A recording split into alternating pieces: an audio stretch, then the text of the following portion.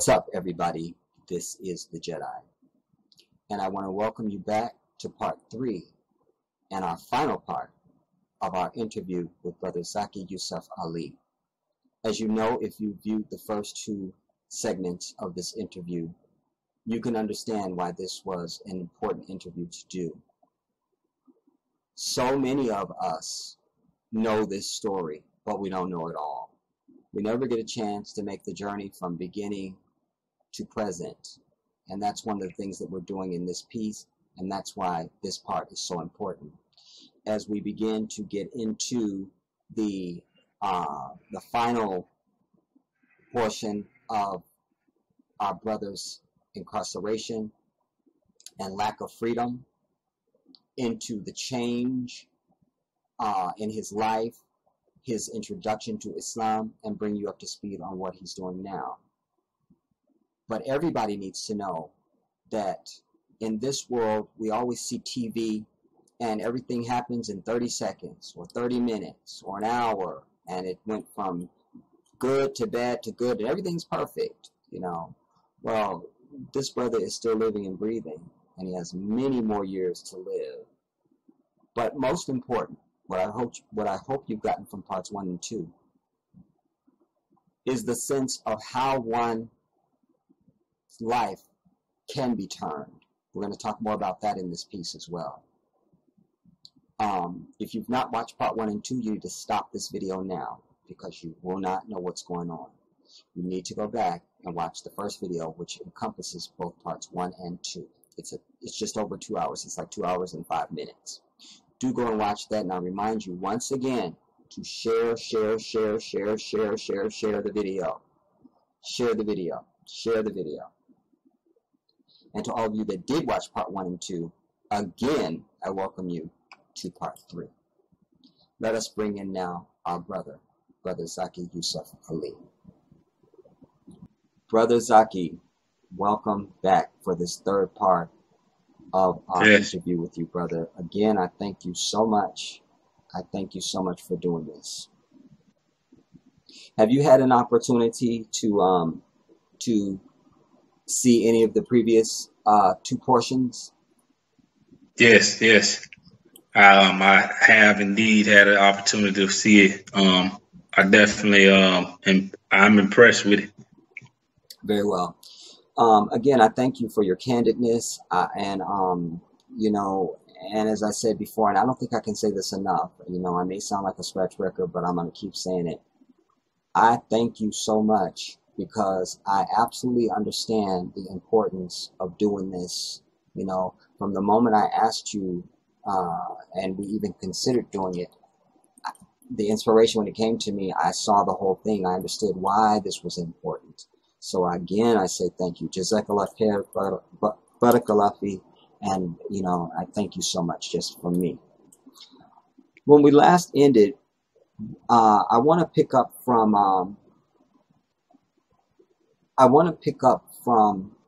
you know, at one point we were talking about, I even made the comment that a lot of times, a lot of brothers and sisters that end up on the inside, it's kind of the first time they have any sense of brotherhood, if we will. You know, like, even though they're incarcerated and all of that, like, forget the atmospherics. And maybe they weren't even in a gang. This is the first time they're in an environment where they are a captive audience, no pun intended, and that now they are establishing relationships with people. Like, you have to depend on people. Like, you spoke about how if you just depended on the food that was in there, like, you would be anorexic, was even your word. And you were talking about how the importance of how important the commissary was, you know, and you know, even there's people that sometimes will take you and say, look, I'll help you out with the commissary, just because they understand that you need the help, you know, and stuff like that. So talk to me first about, you know, whenever you, because I don't think you ever get over it, but whenever there was a sense of maybe acceptance now, that I'm definitely going to be here for this long. It's nothing that I can do. Start us there with those feelings of, damn, I'm here now. And then bring us into slowly or whatever, how you know, when you first begin to even start to even allow yourself to even communicate with other people after you come through the real rage and anger of it all. And when you finally now get a chance to start talking to anybody, start us there from that point of acceptance. I use that carefully, and just take us from there. Well, definitely, in the beginning, the anger plays a huge factor. The frustration, you know, the self-pity. It's a lot of different emotions bottled up in one. Suicidal thoughts. You have a lot of things going on in your head all at one time, and it's just like, how am I gonna deal with this? How am I gonna make it through this? Like, no one wants to be in jail, so it's like you can't grasp it. It's like it's hard to wrap your mind around. I gotta literally sit here and do this time, and now how am I gonna go about doing it? You know, and at first you really don't deal with people. You know, you don't want to talk to nobody. You're stressed. You're depressed. You just want to be left alone. And you go through that phase for a while. You know, everybody goes through it. It's inevitable. You can't get around that stage. A lot of people will start gravitating towards you. First, they'll give you a space because all of them have been where you at. You know, so they'll start giving you space at first, and then eventually, you know, they know that if you're left alone too long, that it's a chance you might commit suicide, or it's a chance you might crash out and do something stupid, you know. So now people naturally start gravitating towards you. All right, you had your time frame, your space where you was trying to get your head right. Now we here to let you know, hey, it is what it is. It's no getting around it. You got to do this time. Now it's all about how are you going to do this time? You know, are you going to be mad and upset your whole bid, or are you going to use this time constructively and, you know, better yourself? You know, make the most of your situation. So you have a lot of people gravitate towards you because of those things, and they, you know, pull you in, you know, and you start thinking like, okay, this is it, you know, I got to move forward. Yeah. And now, how do I want to move forward? What I want to do is I can't let the government break me, because that's what it's designed to do. And I'm not about to commit suicide, you know, because that's another thing that they want you to do, you know. And I'm not fixing to crash out, because that's another thing that they want you to do. They want us to kill each other in jail. Like I said before, they want us to kill each other in the streets and in jail. But I'm not going to give them that satisfaction. So now I'm at a point where it's decision to be made, and I made a decision to better myself. And by that I said, you know, I'm gonna take all the programs I can. I'm gonna get my GED. You know, I'm gonna use my time wisely instead of just sitting here being depressed, wasting time. It's not. I got the time now. It's nothing I can do about it. So, you know, which you always fight. You know, if you can find a loophole, that's something. I don't care if you got a life sentence. You know, you research your case. You know, you look up other case logs like yours, where you try to give time back if you're able. You know, but that's also something that you always got to do in jail. You can't just give up. You know, you got to fight to the end and keep hope alive. You know, that's something else that helps you cope with being in jail when you start thinking about laws. Okay, they got a law, this law trying to get passed. They got this law, this bill trying to get passed. They trying to do this. Hopefully this will get passed, So that kind of helps you a little bit, even though in the back of your mind, it's a chance this law or this bill is never going to get passed. And if it does, it's never going to apply to you. You still keep hope alive, just to help you cope with being there, and now you're to a point where it's like, okay, I know eventually my family, friends, everybody's going to jump ship. Eventually, with time, that's going to happen, right. Because behind them walls, you unseen, unheard. You dead. You know what I'm saying? You're not a part of the world. You're a ghost to the world, Out of sight, out of mind. Yeah. So it's like now I gotta worry about me. I gotta get me on track. I can't worry about what's going on the outside, because that too will drive you crazy. You trying to keep up with what's going on the outside when you living inside. You can't do that. You gotta focus solely on you now, and making it through this situation. Because once you start worrying about, okay, I wonder if they gonna answer the phone for me. You trying to blow up the phone. You worried about the pictures. You worried about the letters. You worried about, the females. You worried about the kids, the family. You got to literally take all of that out of your mind.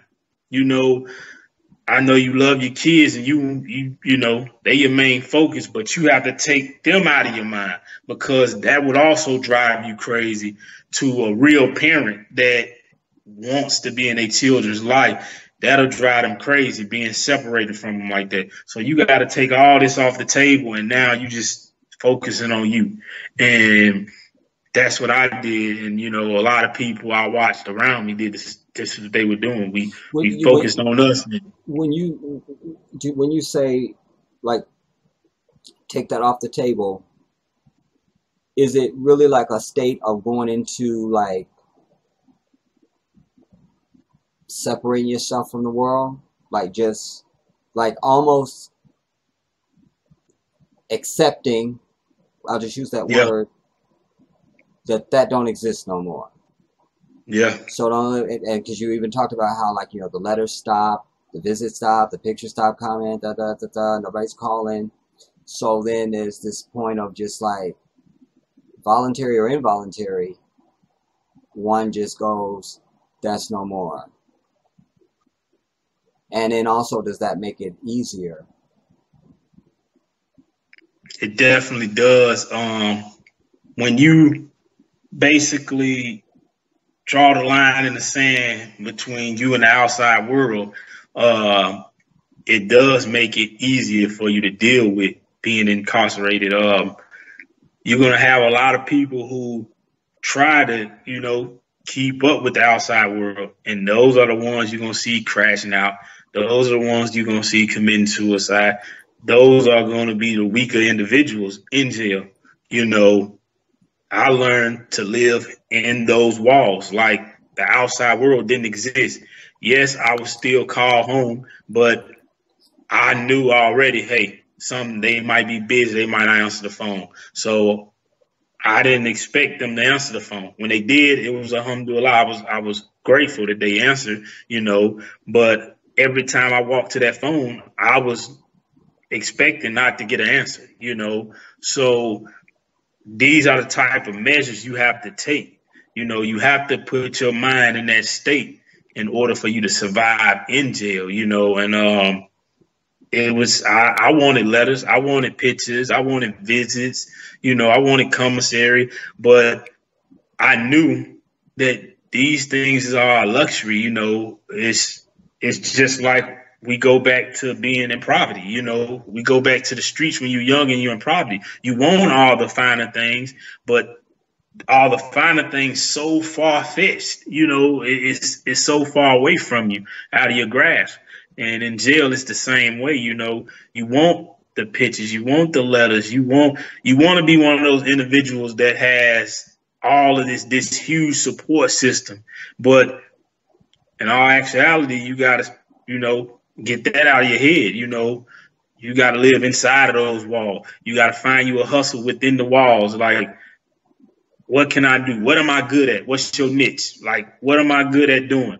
I'm good at cooking, so I'm gonna cook for people, and I'm gonna be a jailhouse chef, and I'm gonna make money that way, So that way, I ain't gotta rely on people on the outside to, send me money for commissary, or I'm good at sports. I'm gonna open up a ticket. I'm gonna do this. I'm gonna do it. It's just like being on the outside. You gotta find a hustle so you can survive in there. Right. Plus it gives you something to do to kill your time. You can't just be in there just sitting around.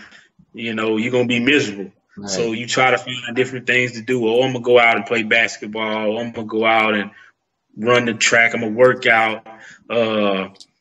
You find different things to do. Certain people who never knew they were artists, they start drawing and they find out they're artists. And they are you're like, why weren't you doing this on the street? And guys will tell you, like, I never knew I could do it on the streets, Wow. And you meet a lot of guys that's talented. Like, it's a lot of talented individuals in there. I watch guys play sports, and I'm like, you got the height, you got the skills to be in the NBA. What are you doing? And everybody got the same story.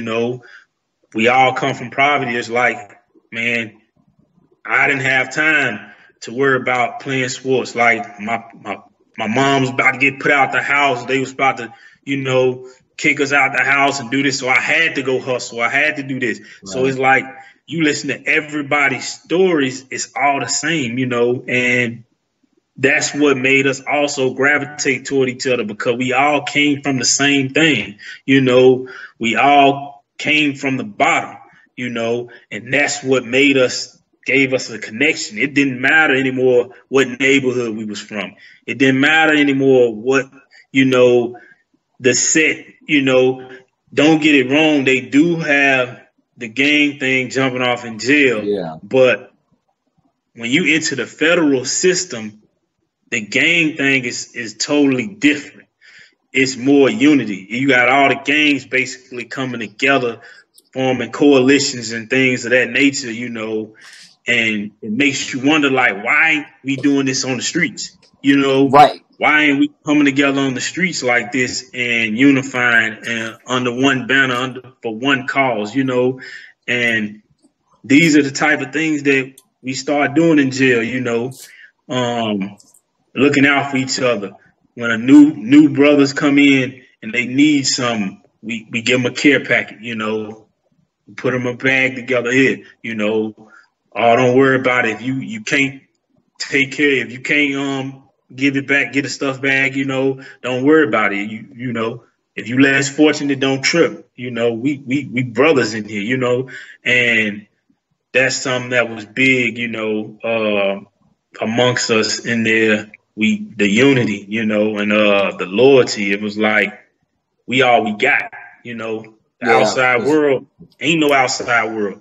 Yeah. This is our world now. So it's like, we all we got. We family in here, all for one for all in here. So that kind of also helps you cope with it. It's like, okay, I got this new family and they got, and I got them. So we gonna ride, we gonna rock out. We gonna do this time, Right. And it's still days where you're gonna wake up and you still gonna be like, you might be dreaming that you free, and you wake up and it's like, damn, I'm still in here, and it's like, it crushes your spirit, but you get out of the bed and you out of the bunk and you just like, I got to keep pushing, I got to outdate. That's what a lot of us work toward, our outdates. Right. Even brothers that had life sentences, triple life sentences, everybody worked toward an outdate. Brothers with triple life and life sentences and 50 years, 60 years and stuff in the feds, they were also working toward trying to give time back. In their minds, yeah, I got life sentence, but I'm going to find a way a loophole in my case. I'm gonna go to the law library every day until I find a loophole to where I can get back in the court system and get his time back. Brothers don't give up. We weren't giving up in there. And holidays came around. Them were the times where you did see the most depression in the jails when the holidays came around, or when they kids' birthdays came around, and these guys, you had people who were the man in the streets. They were, like how we talked about Freeway Ricky. You know what I'm saying? Mm-hmm. You had guys that was millionaires in the streets, and the feds took everything from them, and now they the brokest person in the jail, and you would never believe, like, man, you sure you was that dude? Right. And then they start showing you the pictures, and you like, dang, you was that dude. Like, what happened? And they tell you how the feds took everything and then gave them a life sentence. And it's like, damn, like, how do you cope with that? And it's like, your time, like a person that got 25 years at 85%, that's small time to a person that's got triple life, right, and ain't ever getting out. He wish he had that 25 years, 30 years, And then he gonna see that guy come and go. Yeah, and he's gonna see. Yeah, and with me, I watch so many guys come in with a year, 2 years, 4 years, 5 years, come and go. I watch guys come, leave, come back, and leave again. I was like, it's just like, dang, we used to call, when I worked on the inside, we used to call that the installment plan. Yeah, because we'd have brothers that would come in and then they would leave, and because maybe they's on drugs and stuff like that. They come in, they clean up, they go back out, and then transportation day one day, here they come again, like, Yeah, you see that a lot, and it's just, you have moments where you think like, damn, I'm never getting out of here. Right. And you got a 10, 15-year sentence. But your mind is now the jail, then, it didn't change you. It's like who you once were, a big part of you got ripped out of you. It's like you lost something. And when they gave you that time, and you lost a part of yourself, and you start thinking like, damn, I'm never getting out of this motherfucker. I'm never going home. Right. And you don't even got a life sentence, but this is how your brain is starting to calibrate. You starting to think like, I'm never gonna make it out of here. I'm never going home. Because the days are getting longer, the nights getting longer. And it's like, I got 2 years left, but it seemed like that 2 years is forever. And you have brothers that will really tell you that, man, the time went by fast, because they trying to trick themselves into believing that it went by fast. Nah, I felt every minute of the time, every day, every time I looked over on my bulletin board at my kids' pictures, I felt it. I watched my kids literally grow up through pictures. Wow. It was a time frame where I didn't see my kids for 4 years, and that crushed me. Every day waking up, wishing and hoping, and, being promised that, oh, we're going to come to visit this year and this, that, and it don't happen. It was like, you start watching them grow up through pictures, and it was like, this is my life. Like, it seemed unreal, and you hoping that one day I'm gonna go to sleep and wake up and this is gonna be over with. Yeah. But it never happened. That day never comes, and you keep waking up and you in jail, and you like, it's certain mornings you just don't want to get out of bed, so you just lay there. You just lay there. I had days where I would just lay there. It's like I had a job in there, and I had certain mornings that I wouldn't even get up. Like the CO the correction officer would have to come and get me and be like, yo, what's going on? Your job called. Why you ain't at work? I'd be like, I'm about to head there now.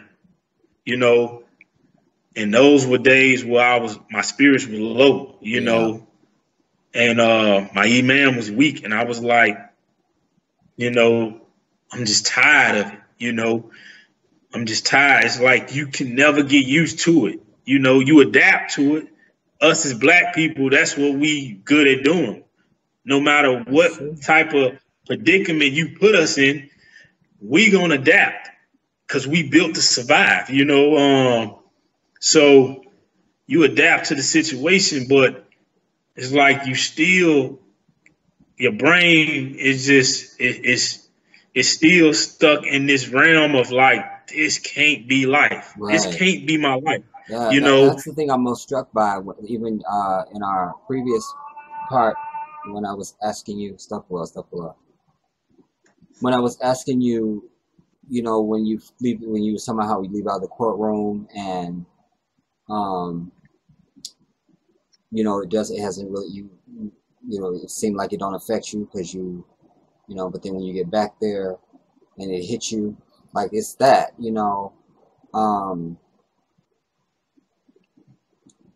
to constantly live that, that sense of it's never going to be over. Like that really struck me because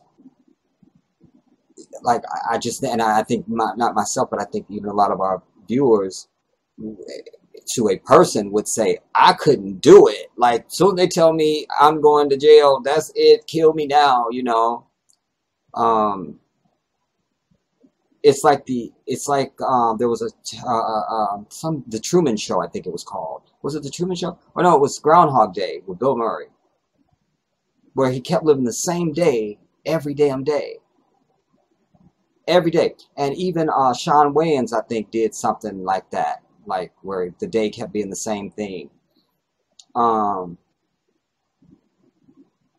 You mentioned something a little while ago when you said, it changes you. And I was wondering in that point, because if it's so sudden, like it's like free, not free. Like you're immediately forced to now be in an environment that's foreign to you, and now it's everything that is normal to you is no longer normal. Like, you know what I mean? Like, done. I think that plays a big I can't imagine it, brother. Like I can't imagine it, and like I said to you, I consider myself a very strong man. And I've come through a lot of adversity in my life. My life started out with adversity at birth. My mom died. I was in the hospital since I was born to 1 year old. My mom died when I was 6 months. But you are a better man than me. You just are. I want you to tell me now about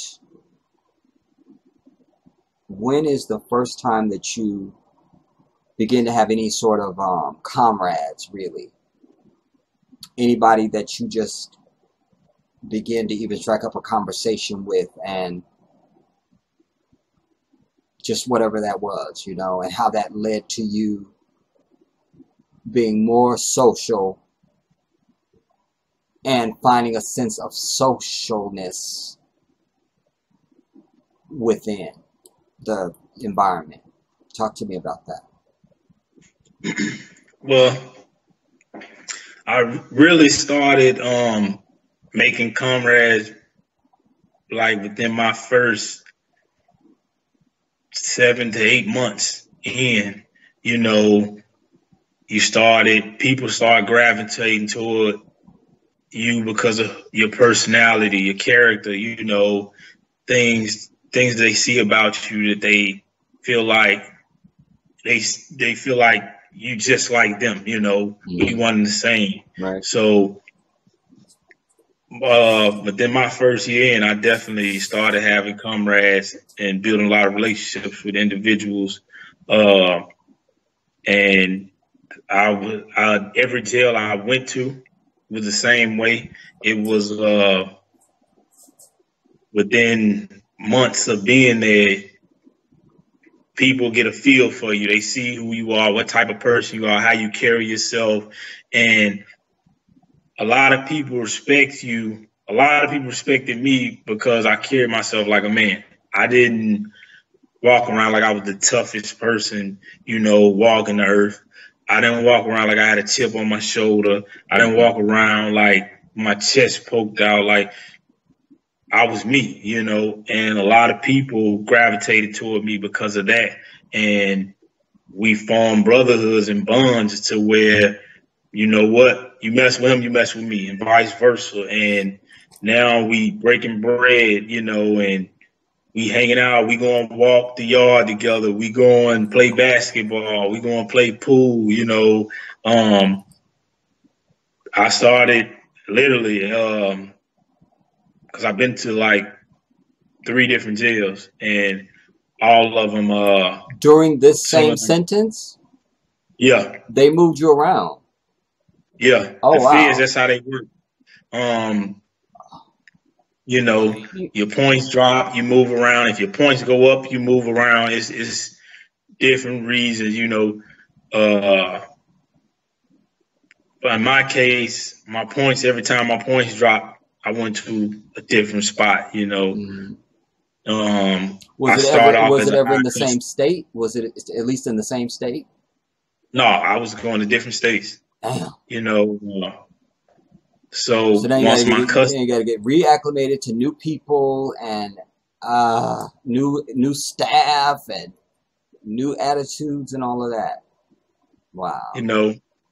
The fortunate thing is, it's like you'll have people who were at that jail with you that you're leaving, and you go to another one. You're gonna see some of the same individuals coming to the jail that you at, and y'all gonna be, group up and bond, and but a lot of people, they're gonna ask where you from, and they got this thing, you got homies, from wherever you from, whatever state you from, you got homies, or that's gonna gravitate towards you anyway, because we all from the same state or whatever, that may be, or y'all all from the Midwest. So once you come in, so it's like a lot of your comrades are gonna be your homeboys that are from the same state anyway. Or everybody from the South, the other, it's different. It's different groups of individuals. So it's like your comrades gonna come from people that are already from your state. They already know your case. They already know. It's like they know everything about you when you hit the yard anyway, and they gravitate towards you, and they like, yeah, we heard this and that and the third, and whoop de woo, and you need anything, and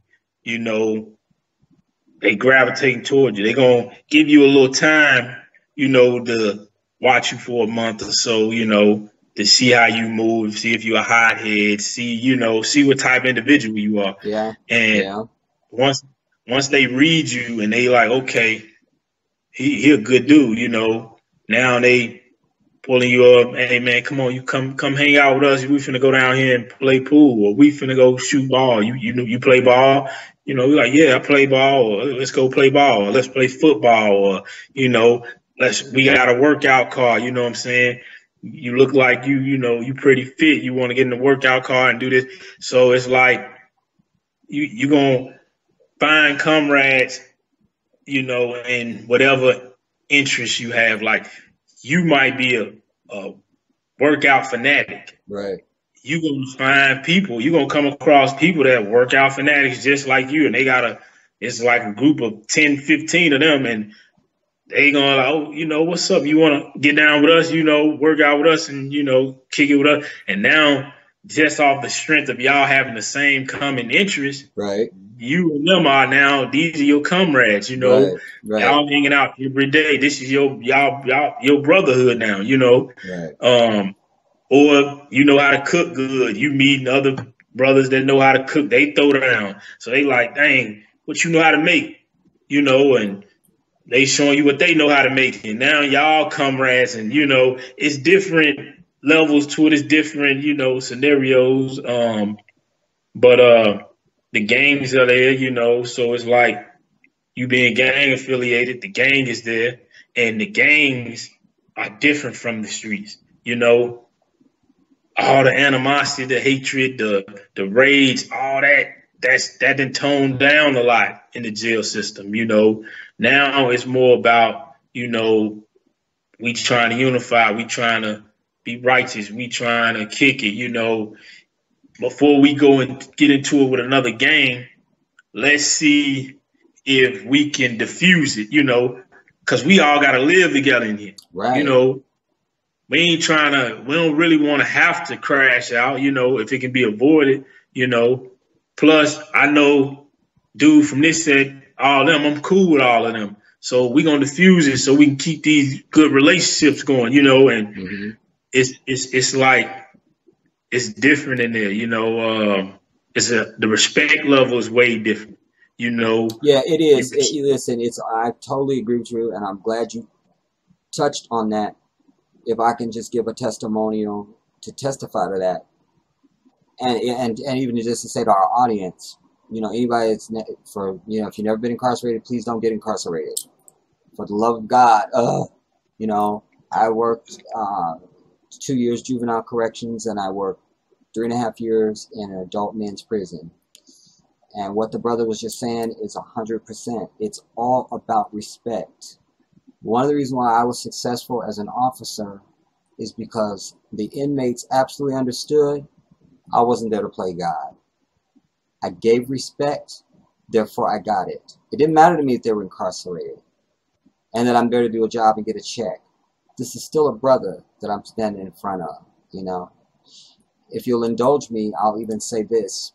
Anytime I had anybody that's really trying to challenge me, which rarely ever happened because after a while, like I say, I had inmates that would diffuse situations for me. They saw somebody trying to give me grief, they would step in. Now, you don't mess with him. Woo, he's a good officer, and But before it got to that point, if I had somebody that was just a problem, I would memorize their entire profile. Everything I've read in their mail, names of family members, addresses, phone numbers, their height, their weight, everything about them. Just so that when I went up to them and said something, they go, "You don't even know me." Really? John Anderson, I'll just use that as a random name. John Anderson, 5'9", 185 pounds, such and such, born on such and such, which was a Saturday. Da, da, da. And they stand there like, they can't, like, why do you know this about me? But respect is everything. That's all you have on the inside. Your word and your respect. You don't have your word and respect, you will not survive in that environment. Go ahead, brother. Definitely. Respect is huge in the jail. That's like the biggest thing in jail.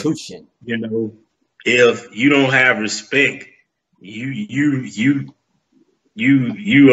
shark food, respect is everything in jail, long as you got respect. And when I say respect, it don't have to be like you the toughest person. No, respect as a man or as a woman, period.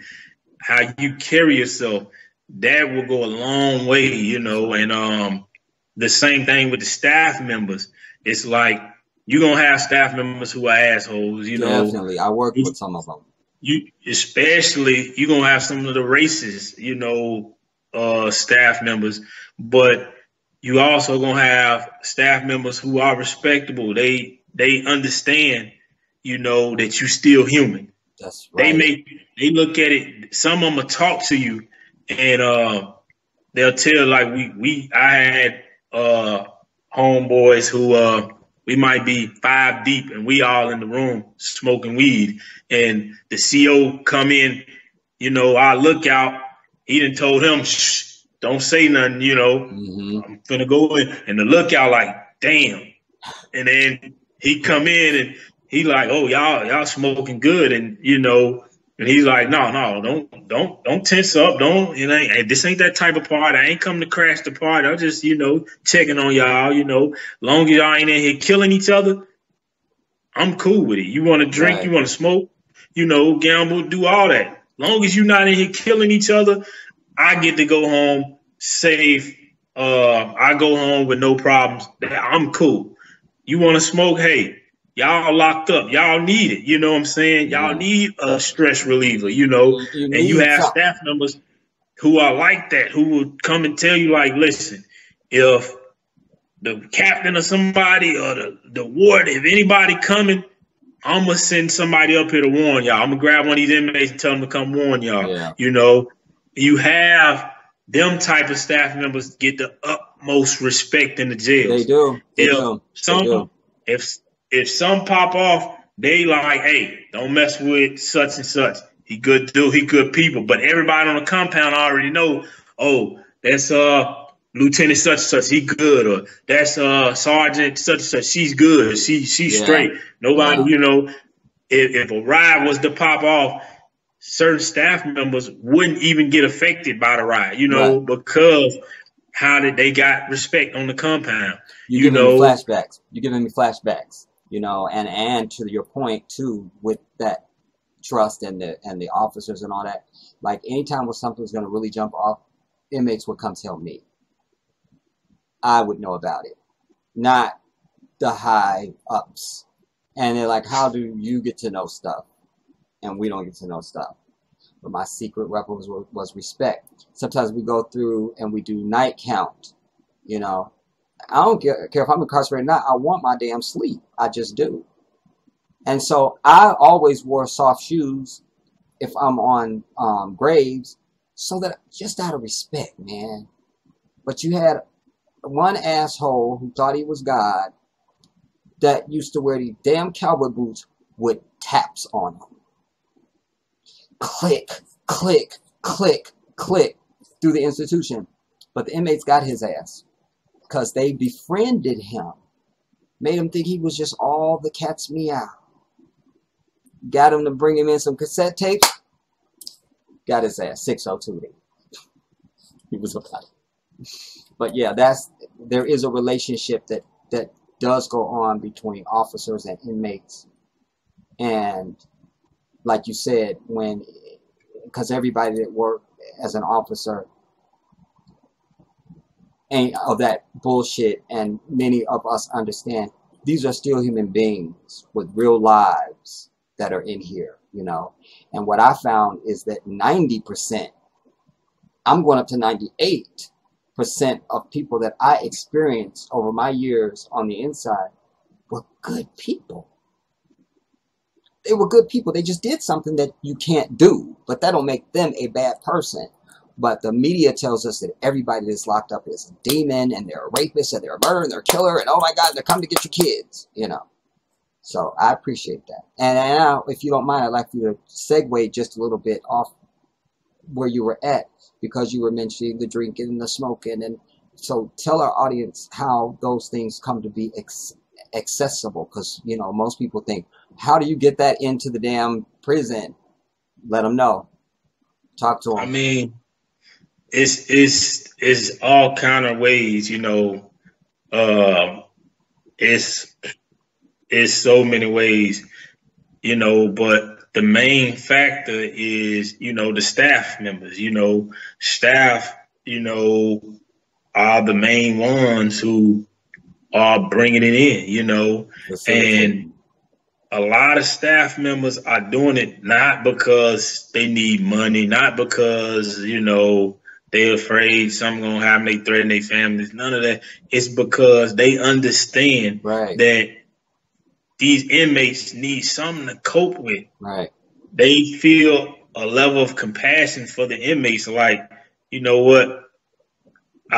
what can I do? Once it's certain staff members you get to talking to, and you might have been here at this jail for 8 months, a year, and y'all built the type of relationship, and they like, man, what can I do to help you with this time?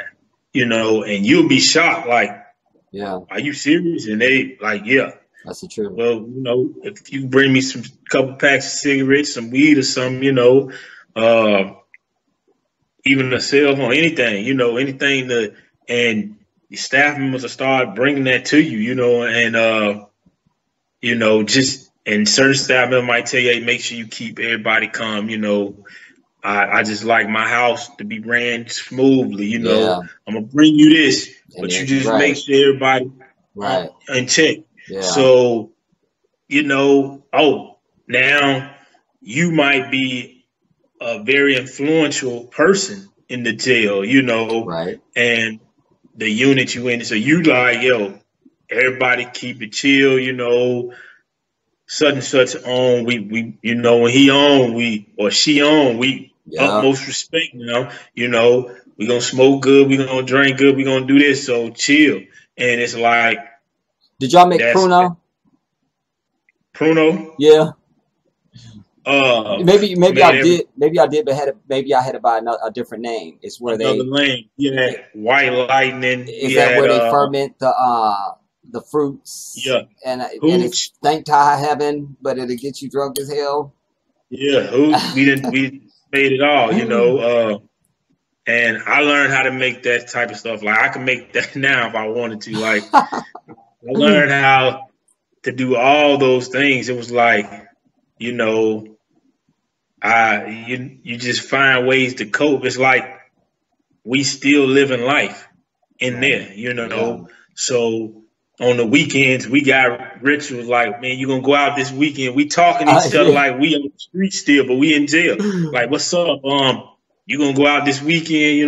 Yeah, we can go out and watch the basketball game, the football game, or something. Yeah.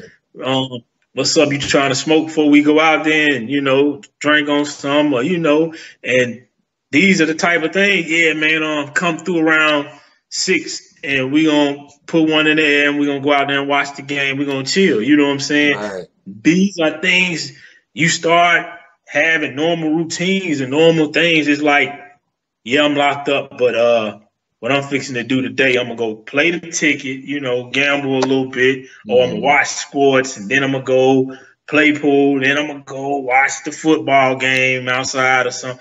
You start, To getting make it, yourself. you start to make it home. Yeah, I You know, mean, that's just being just real. yeah. That's You kind of make it home. You try to make your own little. You carving out your own sense of familiarity, routine, freedom, if you will.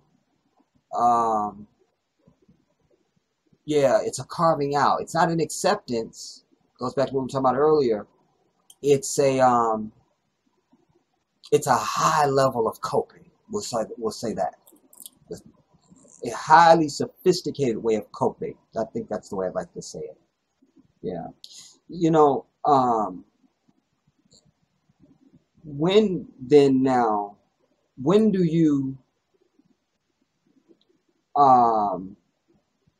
who do you come across and you understand that they are Muslim, and what is your walk us through that? Who is it? I mean, Where is it? What's said initially, and all these things? Just kind of bring us through that, if you could. I mean, from the first week in jail, Oh wow. at at every jail I've been at, even first coming in the system, the Muslims were the individuals who were held to a high esteem in every jail. It was like they were like some of the best of people, Say that and again, brother. the Muslims were held to a high esteem in the jails. I'm Every sorry, jail I I don't know if went I to, just heard you. yeah, they definitely were held to a No, high here's esteem. why I do that. Because I'm also, as my audience knows, I've said, even here on the outside, when you read about police shootings and somebody ran up in their house and anything that's going on, you don't hear our names. You don't hear our names. We're not pulled over all like that. Although I have been one of my Muslim brothers, we were going to a seminar and he was doing 90 and he should have been pulled over. I said it because I was fearing for my life in the back seat. But and another brother was with me, and they were from an Eastern country, and the brother that was in the backseat with me was also an African. But you hear what the brother just said. Every jail he went to, the Muslims were, even incarcerated, the Muslims were the ones who were known as the one with the best character and put in the highest esteem and the most respect. Go on, brother. Yeah, every jailer was like that, and they were some of the best of brothers that you can meet. They were the brothers who were on black empowerment. You know, they were the brothers on who were unified. They were trying to unify all the people. You know, and they were the ones who would, the main ones who would try to. You need anything, you this and that and the third. You need a phone call. You need me to call your people for you. You need this. Hey, you know we do law work. You do this. These were the brothers who were some of the best of men that you're gonna come across, you know, in the prison system. Wow. And these I met a lot of them and befriended a lot of them, you know, because their character and the way they outlook on life, like, you know, they were the ones you would see, and it was like they didn't have a care in the world, you know, and you was wondering, like, what do he know that I don't, you know, because he got more time than I got. So what gets him out the bed smiling every morning? Yeah. You know, and you start mingling with them and you start talking to them and they just tell you, oh man, Allah is Akbar, you know, and you just, okay, what does that mean? And then you get asking questions and they breaking it down. But I met a lot of good brothers that were Muslim every jail I went to. And it was like, man, they used to talk to me. We'll hang out, and you know, it was like, man, this is something deep, you know. Right. And you hear them calling the Adhan in the mornings, and it's like you would think it'll bother you. You think it'll bother everybody, right? But you know, 5 o'clock in the morning, 4:30 in the morning, you hear the Adhan being called. You would think it waking you up out of your sleep, it will bother you. But for the blacks, that wasn't the case. It was like we had no issue with it. It was like a melon. It was like, you know, the softest song to your ears. And it was like, you know, we didn't have a problem with it. You know, you're going to have some whites and Hispanics, maybe they don't want to. Of course. But they know not to. We also learn, boys and girls, no matter if you're free or incarcerated, the white man is still the devil. I'm sorry, brother. Go ahead. You were just saying. Yeah. You're gonna have individuals that don't like hearing them Adhan being called, you know, or hearing them talking. But you know, you're gonna have some who do, you know, because there's a lot of Hispanic Muslims in the jail system. You have I've only seen like 1, maybe 2 at every jail I've been at, white Muslims. Yeah. I always tell people we have white Muslims. Not a lot of them, but we have white Muslims. It's rare. You know, it's very rare. And the Latino population is the fastest growing sector in Islam right now. And lastly, I just say that to the audience that many of the videos that I'm trying to bring you I've been trying to bring you different conversion stories of people. I'm not finding a lot of us. I'm pressed to find us. It's foreign white women, American white women. I have a little boy that I'm going to bring you, a little teenager dude, like with the little Justin Bieber swoosh and all, and he's a Muslim. SubhanAllah. Anyways, go ahead, brother, because it's important to mention that. Like you said, you know, every single institution that he went to, it wasn't many of them, maybe 1 or 2, but even white Muslims. So, go on. But you know, but those the white Muslims that were in these places, they didn't hang out with whites. You know, they hung out with all Muslims. That's it. Period. They didn't socialize with anybody outside of Islam. Right. Or if they did, they only socialized with blacks. You know, it was like they completely cut off their race, Right. They understood the because brotherhood. they know what's up with their race. But these, like I said, these were the best of men, and I was humbled to be around a lot of these men, the Muslim community in there. It was a beautiful thing, and you had a lot of brothers that gravitated toward me. They used to always talk to me like, come to Juma, and What did you or think then? This being new to you, did you initially just think like it was like the Christian folks, with the come to church with yes, us on Sunday type thing, yeah, and you just like, I'm trying to do a 8-year bullet. yeah. I really can't really feel that right now. Like everything has been forsaken for me. Tell this. Go ahead. Yeah. Um, that's exactly what I assumed about them. They were like, "Come to Juma." I was like, "Oh, yeah, I'm gonna come one day." I kept spending them. Every time they asked me, and I was, "Yeah, I'm gonna come Friday," and I never go because to me it was like, I'm thinking, like you said, it's like Sunday going to church. What I'm going there for, you Right. know? Um, but I ended up, I started going, just curiosity. I was like, I'm gonna go. And I started going and listening to what the Imam had to say, and it was like it was hitting home, you know. But a part of me still was like, nah, Do you forget that. remember? Do you remember? Maybe just maybe the first khatab that you attended, or maybe the first few that whatever the number. Do you remember what the first thing was that most stuck with you? If you remember. Um, If not, that's fine. But just if you do. um, Once I first started attending, I can't remember off the top of my head. I remember once I took my Shahada, my first Juma, they talked about the night journey, Of Rasulullah the sallallahu night of the alaihi wasallam. Mirage, the night journey when the Prophet ascended to the seven heavens. Yes, yes. Allahu Akbar. The angels real, and that became coincidence. That became my favorite. Um, my favorite ayats of the Kitab of Allah. Wow. That became my favorite.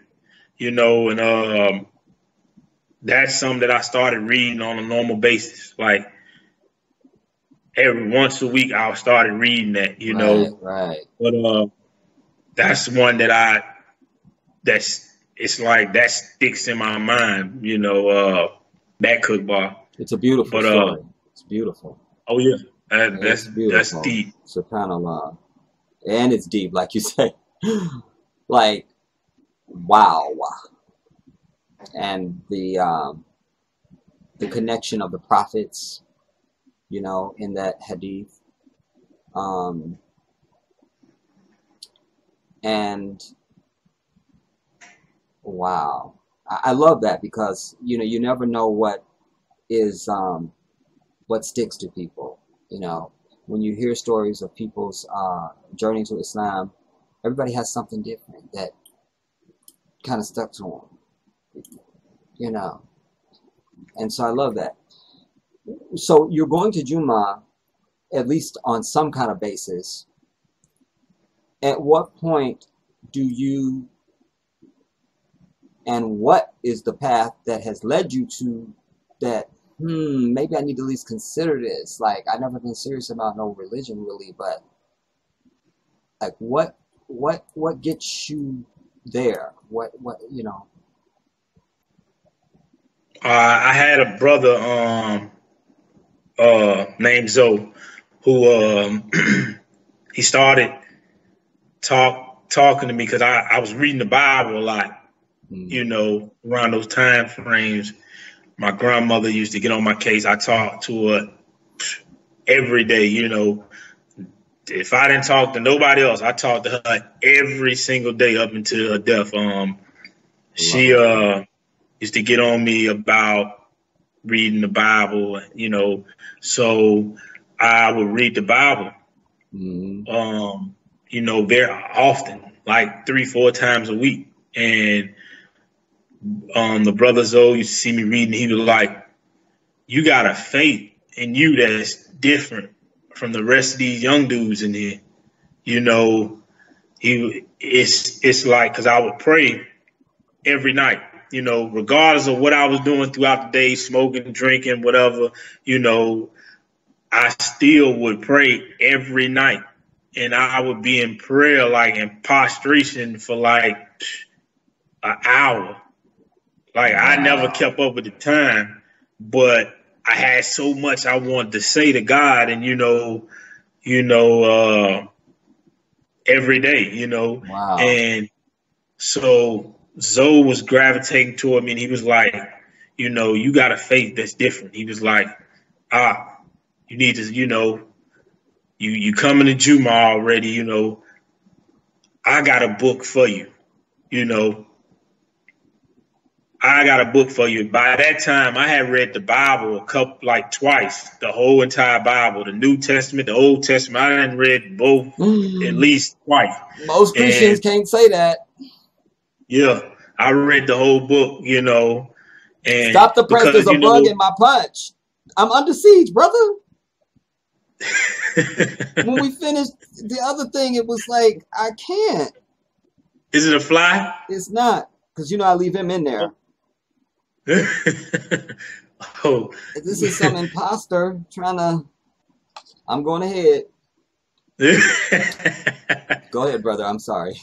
Forgive me. But yeah, he handed me the Quran, and I started reading that, you know, and then I went to the library and got the Bible dictionary. Once I finished, I read the entire Quran.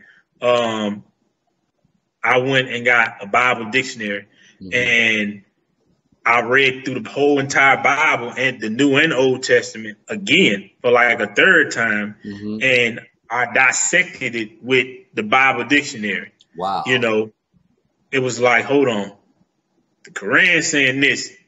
You know, every time you read a book, you read it again, you're going to get more of an understanding of that book, you know. And it was like, every time I read it, I was finding something new that I might have missed the first time. So I'm like, oh, you know what? Hold on. The Bible dictionary say they not even supposed to eat swine. So when did swine become okay for Christians? And then it's like, I was reading that and I'm finding all these contradictions, and it was like, Jesus wasn't born on Christmas. Why are they saying that's the birth of Jesus? It was so much, and it was like, okay, I'm just dissecting the book, and then I go back to the Quran and I dissect it some more. Like, oh, let me see what else this saying, what's going on, and now I'm like, damn, if this is the truth. Damn, what about the Jesus Son of God thing? What about that? All of that. All of it. It just. Were you what's the question? Were you up to that point? Did you believe that Jesus was the Son of God, like everybody else? Actually, yeah.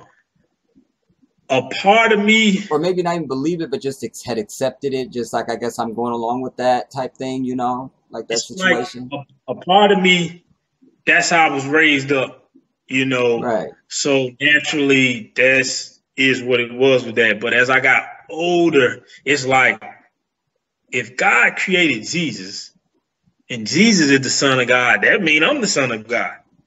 Basically. But I can't do half of the things Jesus did. Like, what? And I started thinking, like, why are we praising Jesus if he's just the Son? He's not God, you know. And I read the Bible through and through. I'd never seen anywhere where it said God came down to earth in the form of Jesus Christ. I found nothing on that. So it was like, how is he God then? You know, he's a prophet. Yes. He was created by God. Yes. We all was created by God. All the prophets were created by God. But that doesn't make him God. So it was like, and then I started reading what he never calls himself God. And it's like, so if he ain't saying he God, why ain't we calling him God? You know, all of these things started playing a factor in my head. And it was like, and the brother was like, you know, come to Juma today, and you know, it's gonna be a special cookbah. And I was like, everybody, okay. Let me just educate. Juma, everybody, is our worship service. Like y'all have Sunday church, we have Friday Juma. And what's different about ours and yours is you go there and there's praise dancers and tambourines and choirs and organs and the preacher's yelling to the mic and everybody's jumping around getting the Holy Ghost and you're sitting in chairs. For us, we go on Fridays. We're not there for 10 hours. Juma usually starts at 1 o'clock, no matter where you live in the country, and goes to about 1:45, and you're up out of there. The imam, our preacher, the imam, speaks about a topic from the Quran or the Sunnah of the Prophet Muhammad sallallahu alaihi wasallam, and then we don't have announcements, and the other board is going to come, and there's no passing of the plate and all of that stuff. Then after that, we have congregational prayer. The imam leads us. I've shown you guys how we pray and what a unit of prayer is and all that stuff. And you go back to what you're doing. You stop to praise Allah on Fridays.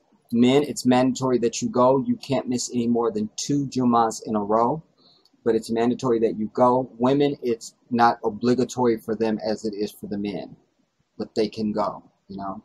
So just when he says Juma, that's what he's talking about. So the brothers were inviting him to come to the Friday service. Go ahead, brother. And yes, I went that Friday, and it was a great service, you know. Like all of them, you know. He kept stressing to me like, Aki, you know, you never know when that day is gonna come. You know, we don't know the time of the hour. Right. You know the land. You don't even know the land you're gonna die in. You know, so it's like you gotta, you know, hop on track. And it's like I knew the truth, but it was like a part of me was like I ain't ready. You know, I kept saying, man, you know, when I do it, I'm gonna do it. I'm gonna give it my all. I'm gonna go hard with it. You know. Right. And he was like, okay, what's stopping you from doing it right now? You know. All you doing is making excuses. You just saying, you know, I'm gonna do it. Then who's saying that you gonna wake up in the morning? Who promised you that? Allah didn't promise you that you was gonna wake up in the morning. Right. You know, so tomorrow ain't promised to you. You know, so you putting it off for tomorrow. You can do it today. You know, right. Save yourself from the hellfire. You know, and he kept stressing it. A lot of other brothers kept stressing it, but I was like, you know, I'm gonna take it when I'm ready. Don't worry. When I'm ready, I'm gonna hop on it. But it's like one night, I don't know. It just I went to pray, and instead of getting down in prostration and praying like I normally was doing, I stopped myself and I was like, my prayers ain't they invalid. It's like I'm not praying right. It's like it just didn't feel right that night. So I didn't pray that night. I got in my bunk. I went to sleep. I woke up to the brother calling the Adan. And this morning, it was different. It didn't sound the same. It woke me up out of my sleep like I was still dreaming. And it was like, is this real? Am I dreaming or what's going on? Mm-hmm. Then I got all the way up and I was like, I'm listening to it, and it touched me in a way like, you know what? I'm done putting it off. You know, what if I would have died? What if I wouldn't have got up this morning? And it was my judgment day. You know, and I was like, you know what? That's it. I'm taking my shahada today. This is al-haqq. But go ahead, mm-hmm. Yeah. And I I ended up, I said, I'm not waiting. I don't know if this is a sign. I don't know what's going on, but I'm taking it today. And I told the brothers what I was ready to do, and they were like, alhamdulillah. They were like, you know what? We gonna wait it out. We're gonna get up with the brothers, and we're gonna see who gives you the shahada. If you want, one of us can do it right now at this very moment. And I was like, oh, we can get with the rest of the brothers, and we can do it like that. So I think we had it was either Juma or Taslim class that day. And I can't remember. It was one of the two. We met up for it that day, and the brothers made the announcement, and I took my shahada, and it was one of the greatest moments of my life. I felt like a huge burden had been lifted off me. That's the I forget the Arabic word now.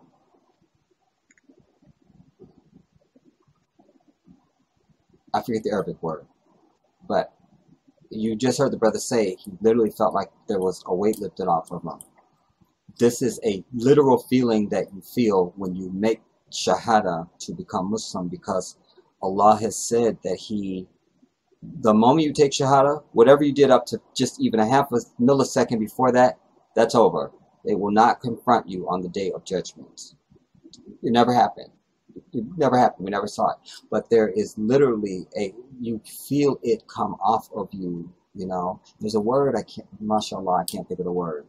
But that's real, and that's something, unfortunately, Christians don't feel, because they've usually they're joining Christianity for the wrong reasons, because it's just popular, and their family's in it, and I'm just going to go ahead and get saved, and they go down and do it, and all that. But there's no...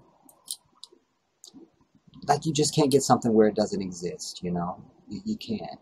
It's like, I have to put it in these terms so that I know that we're clear.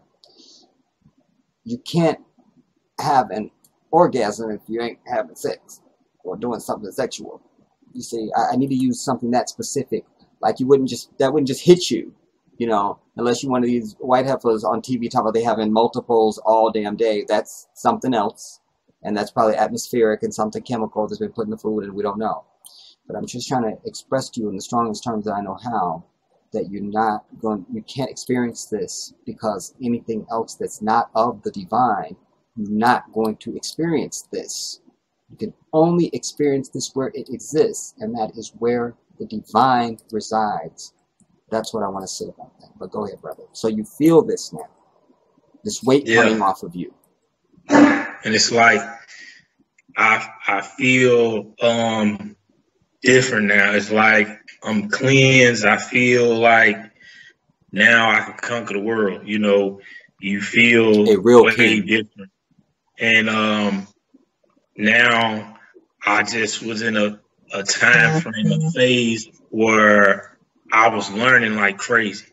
All I wanted to do was learn everything, teach. It was like my brain had became like a child, a sponge. Right. I was soaking up all the knowledge. It was like, oh, I want to learn Arabic. I want to learn how to write it. I want to learn how to read it. I want to learn the alphabet. I want to be able to dissect the Quran. It's like I wanted to learn everything.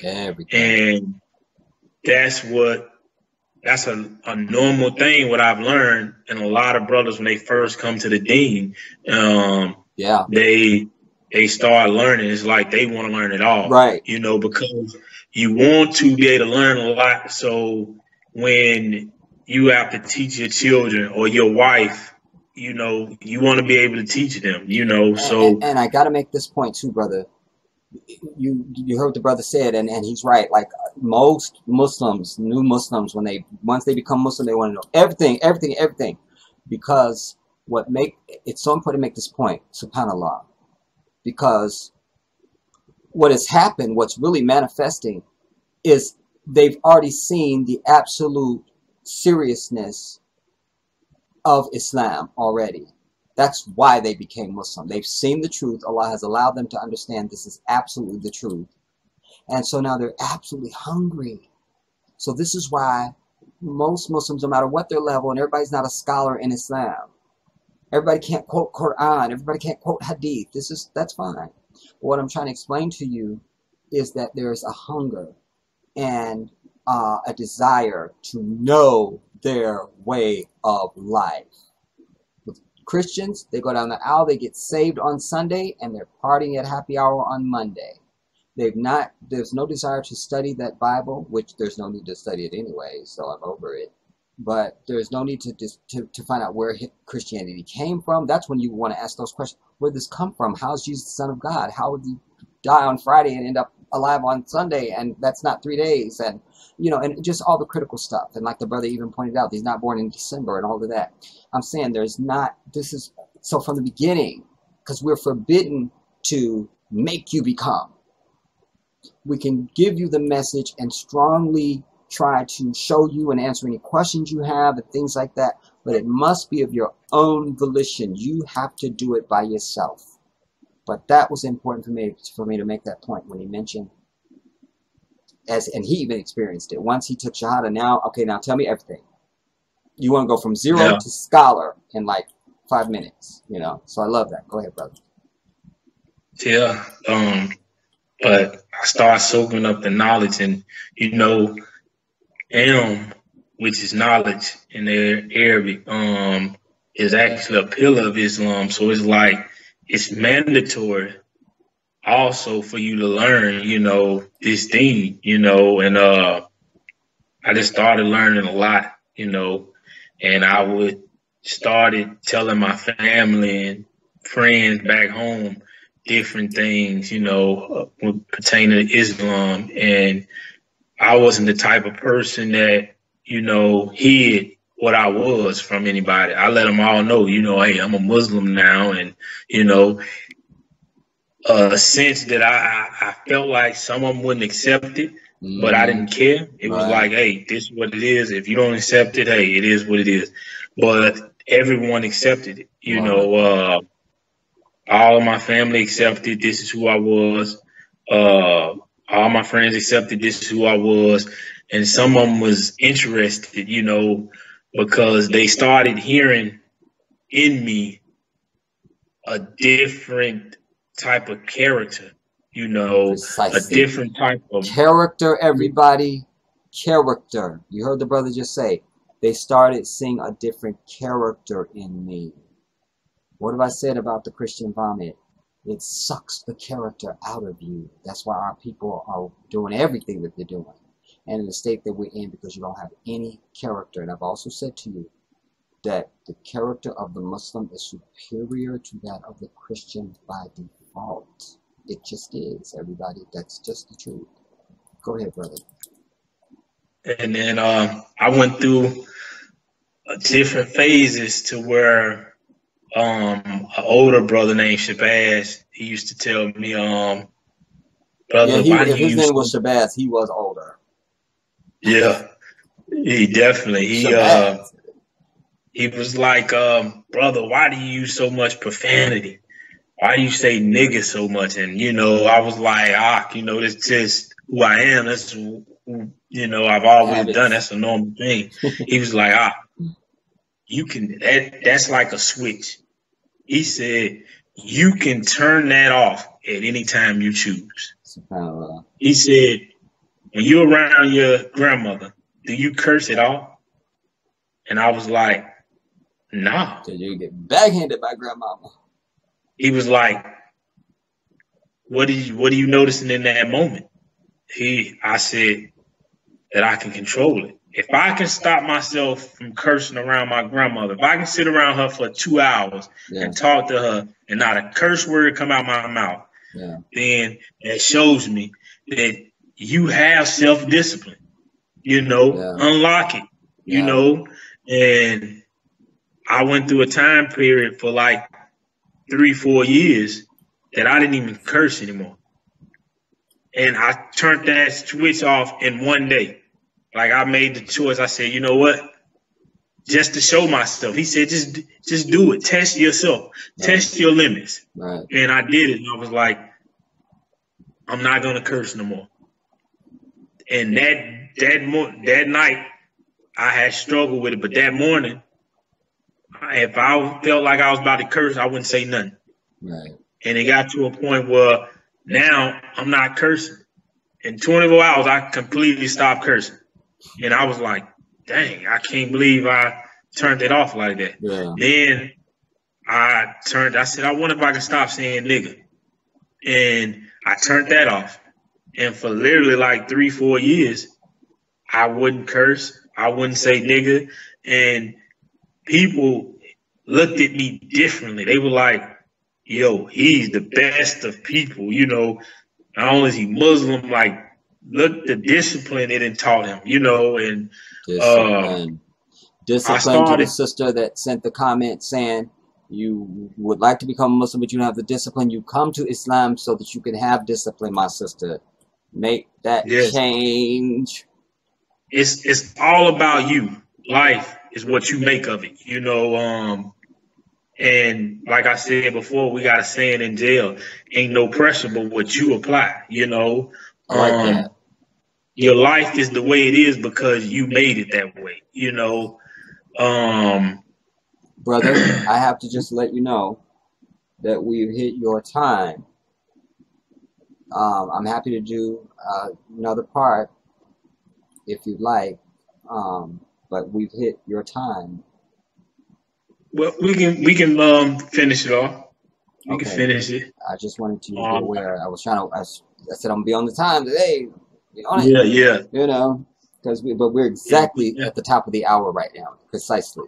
Yeah. So I just wanted to advise the brother, you know, so that you would be aware. But yeah, we can go on then if you'd like. Yeah, but it's like discipline. It's you. It's a choice. Yeah. Everything in life is a choice. You know, you have to decide as an individual, am I, you know, gonna stop doing this, or am I gonna do this, or am I gonna do it this way? It's choice. You have the choice. And it's like you have to decide, you know what? I'm not cursing no more. You know, and it's interesting you bring that because from 2014, I think in my early videos, I wasn't cussing, you know, just because I don't really cuss as a person. It's not foreign to me, but I just don't. But as I got into my Revolution and Liberation, those videos are fire. Everything's everything, and that's one of the reasons also why I'm glad I'm not doing that anymore, because it allows me to be back in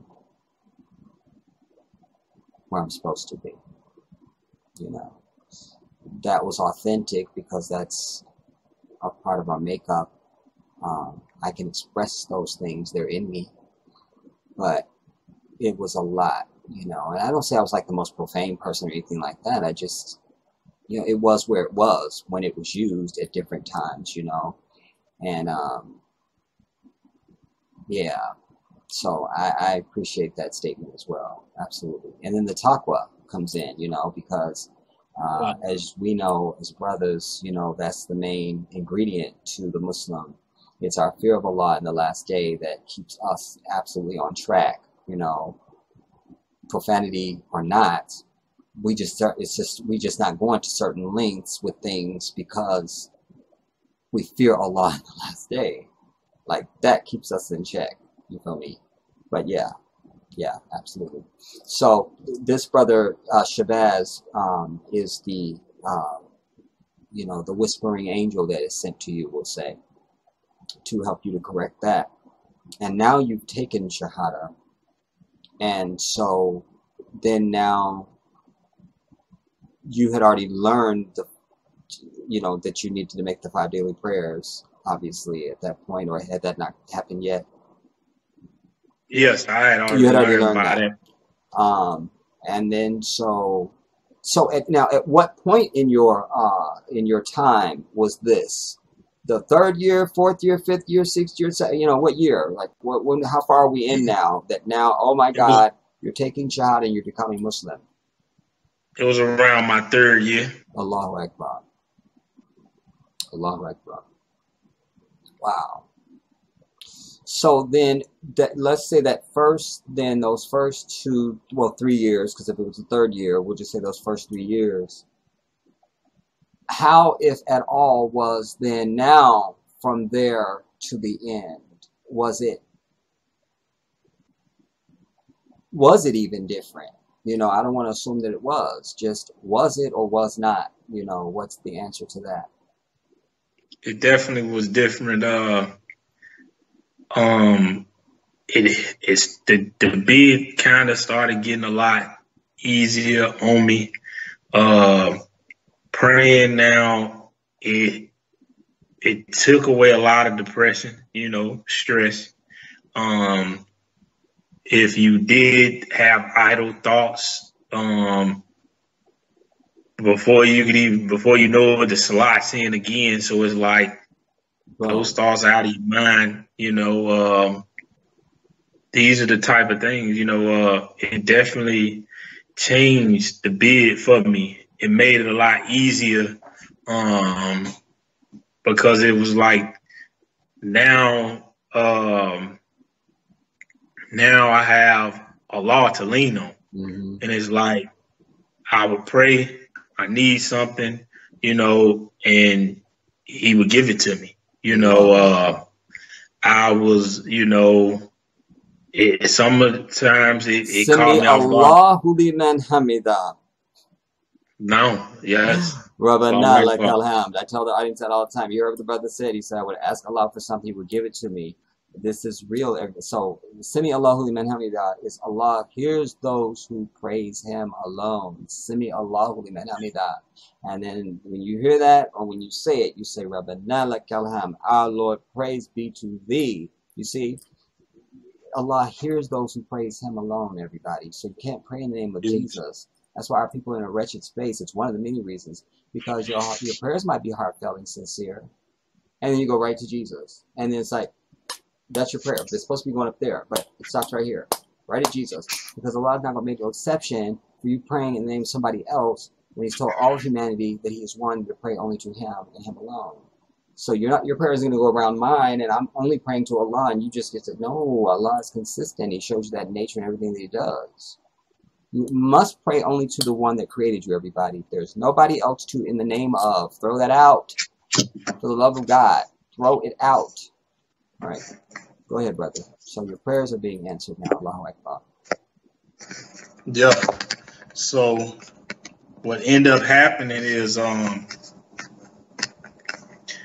I started doing gotta get my camera back right. All right. Okay. But I started, asking them for certain things like necessities, like my family was struggling, friends struggling, everybody out there in the street struggling. So it was like I had certain things that I was needing, like I needed hygiene, and I would make dua, and that same day or maybe the next day, brothers might come to me and they be like, that's what I got for you. They'll come to me and be like, this, I got this for you if you need it. And I was be like, how do he even know that I need anything right now? Wallahi, when you first become Muslim, like in one of my recent videos I showed where Imam Yusef gave the brother Shahada, it was an African brother. And he said to the audience, a sea of people, he said, Allah is hearing his prayers right now. And he said, by the way, the brother's name was Jibril. He said, Jibril, hold your hands out like this. And he was like, because Imam Yusef is very funny. He goes, say, please, bless Imam Yusef, and Ameen. Just say Ameen, He was being funny about it, but it's absolutely real because that person who's brand new, it's like a child. When children pray, they get whatever they ask for. That's why it's so important to let our children know about Islam and how to really pray, because remember, When you first become Muslim, Allah says you're just as if you came out of the womb of your mother. You are completely sinless, completely without fault. And so your prayers are, Allah hears you like this, that's it, you see? But I liken it, and this is just my own deduction and philosophy that I'm about to say right now. So children are certainly in that class of purity. Allah tells us if a child dies, they go to, it's like express lane to heaven, to Jannah, to paradise, done. So if a child begins to pray, wow. I just want you to understand, I hope my people can understand the implication of that, you know. Like, that's real. That's real. That's real. Go ahead, brother. Yeah, and it just shocked me how I'm like, dang, how would they know that I need these things? You know, I didn't tell anybody. Nobody knew, you know, but brothers would come to me like, you know, you need something from the store. I'm about to go to the store, you know, make me a list out for $50. And I'm like, what? Like, you serious? And it was like, I would immediately go and offer dua. Absolutely.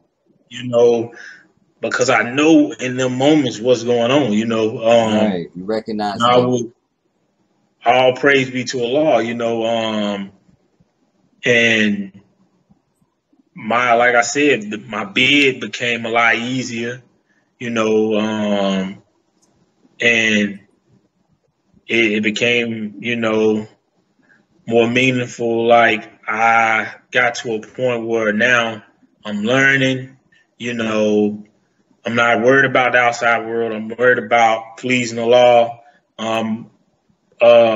Deening. I'm in here. I'm living, you know, and it definitely helped me make it through the bid. You know, it played a vital role in making through the rest of the time incarcerated. You know. So now you've become Muslim, and you are now practicing the deen as well as it can be in that environment. No, yeah. At least you didn't have the temptation of women, you know. Yeah. Alhamdulillah, you know, like we just have to see that as a blessing. We just have to. Definitely. Talk to me now about you're 2 weeks away. 2 weeks. You're 2 weeks out. And now give us a sense of what goes through you knowing that this is going to be over. Is there a sense of that's not real, it's a mirage, it's not going to happen?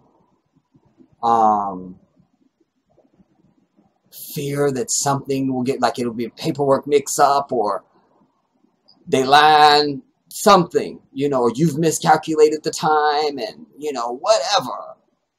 Talk to us about that tunnel of those 2 weeks, maybe. You know, if you want to take it shorter than that, mashallah. Whatever. So give us a sense of that, brother. My last 2 weeks in was the hardest. You know, it was harder than getting sentenced and starting the bid. It was that hard. It was like, it seemed unreal. It's like you just start thinking all the negative, like, man, I hope nothing comes up and it stops me from getting out, you know, or you know, it's like the time slows down and every day is so long, and you like, man, I'll be glad when it get here, you know, and you start to be like, start thinking like it's unreal, like maybe I'm not fixing to go, you know, maybe some will come up and now I got a new case or anything, and now I can't. We revert back to you had just had all charges dropped in the case, and the judge says bye-bye, but not so much, because there's Fed standing back there in the back, and they want to talk to you, and begins this whole pathology. So we can understand even the terror, even, and disbelief. Like they might just come up with some other new stuff now. It's like in your brain, you start to believe like they not gonna let me go. You know, they not gonna let me free, you know, and everybody goes through that in jail.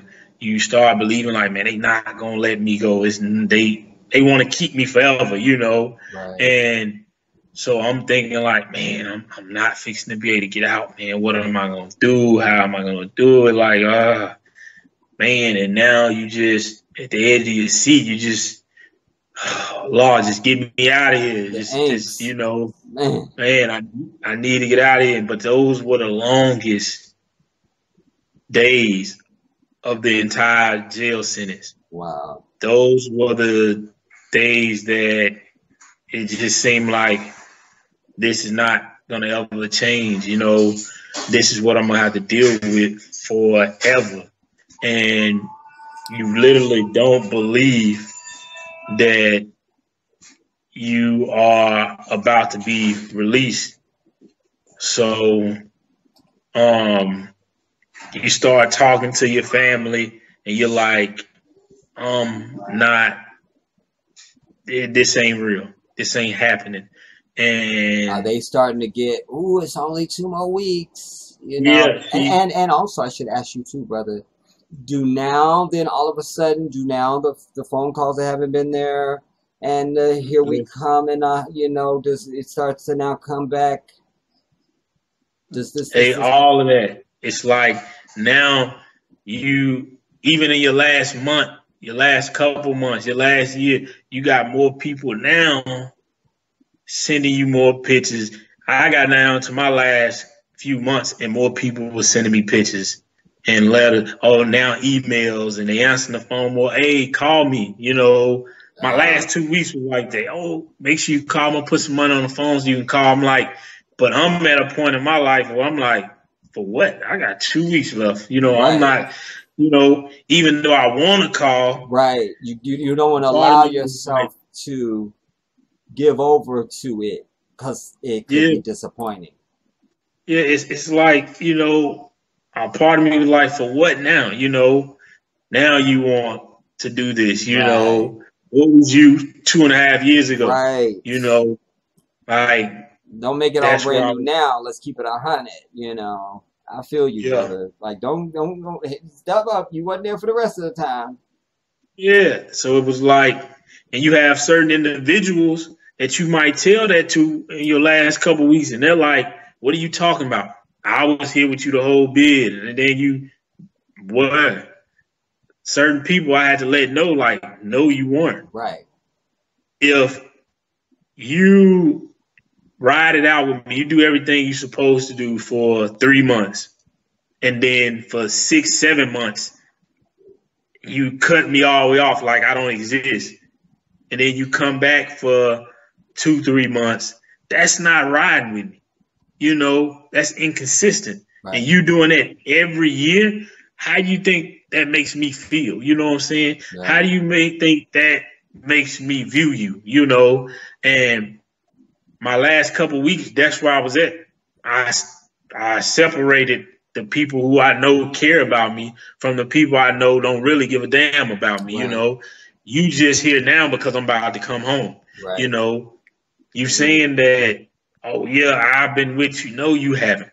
You know, if you was in jail, then you understand what I'm saying. Listen, to you, I always say the person that gets shot remembers it in slow motion. The person that did the shooting, they may not remember that they shot you. It's the same thing. I'm the one sitting up behind these and looking at these concrete walls. I know the time. I know what you did and what you didn't do. Go ahead. Yeah. Go ahead. So it was like, that's where I was at. And there was a lot of anger toward a lot of people because I felt like, dang, you know, I asked for the bare minimum. You know, write me a letter. Send me. You ain't got to write letters no more. Send me the pictures every now and then. You know what I'm saying? answer the phone every now and then. I asked for the bare minimum, and you couldn't hold that up. Now that I'm about to come, you want to do these type of things. Nah, you know, the devil is a lie. It is a lie. You know, well, no, I'm straight. Allah done got me all the way out through this point, and Allah gonna keep rocking with me.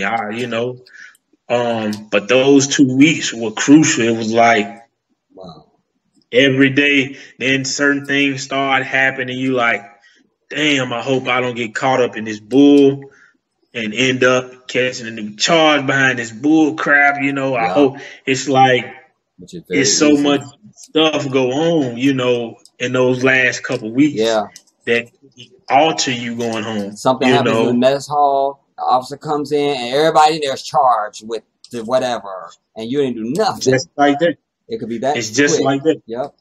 And you hoping that doesn't happen, and you seeing this happen around you, just like, man, I don't think I'm gonna make it home. And you start literally, I start telling my family that, you know, I think I might have to be here longer because of this, because of that. And they were like, no, just don't worry about it. Just, you know, because a part of you is like, you ready to go home, but it's like the system that's put in play that the government has structured the jail system under. It's like you ready to go home, but it's like you not. I can't explain. It's like you anxious, you really ready. Let's deal with that. But then let's deal with that. Like, do you feel like? Because like we'll go back to where it was hard. It's hard to even accept that your freedom has been taken. Like at the very beginning, like when they say guilty and take them away. Is part of this like you want to go but you kind of don't? Is part of that I've found a way to make it and to deal with this, and so don't fuck with that right now. If I'm going home, I'm going home, damn it. If I'm not, don't even tell me I am.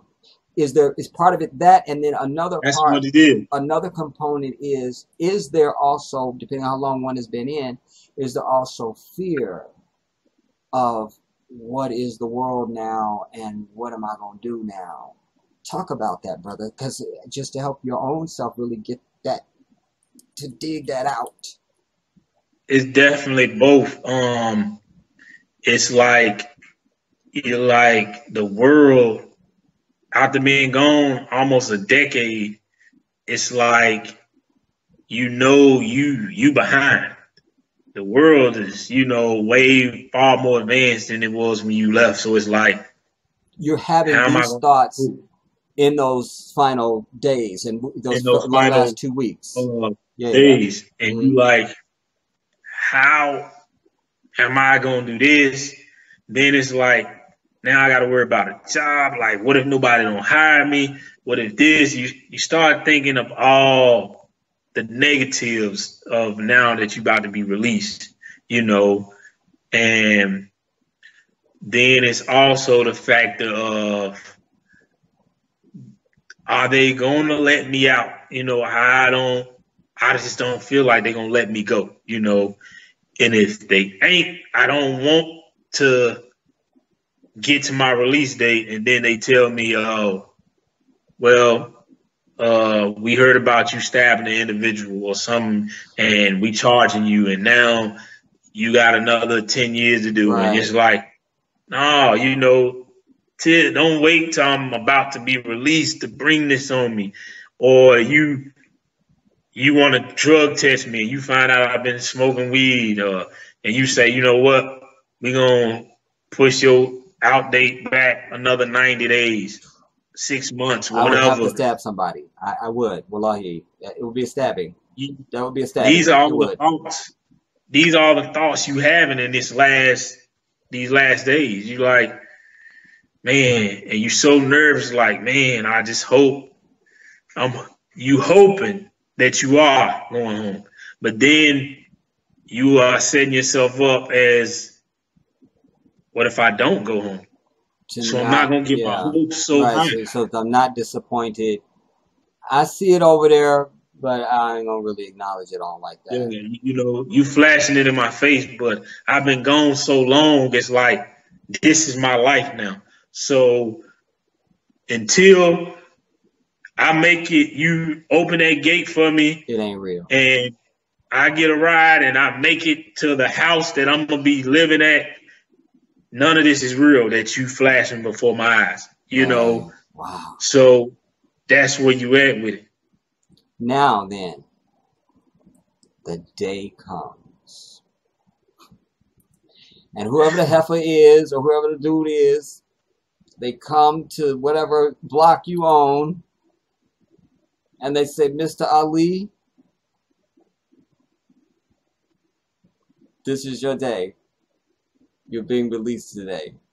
Is that a dream? Is it a mirage? Like, get out my face, I'll Man, stab you, what? it's like the night before, you're not gonna sleep good. It's gonna be the worst sleep you ever got. Tossing and Your whole turning. being. Tossing and turning. You tossing it, and it's like everybody always say this. Everybody say they tell you you ain't gonna be able to get no sleep, and everybody says the same thing. Man, I'm different. I'm gonna be able to sleep. I'm going to sleep, and I don't care what y'all talking about. Right. Man, I am living proof. I said all those things.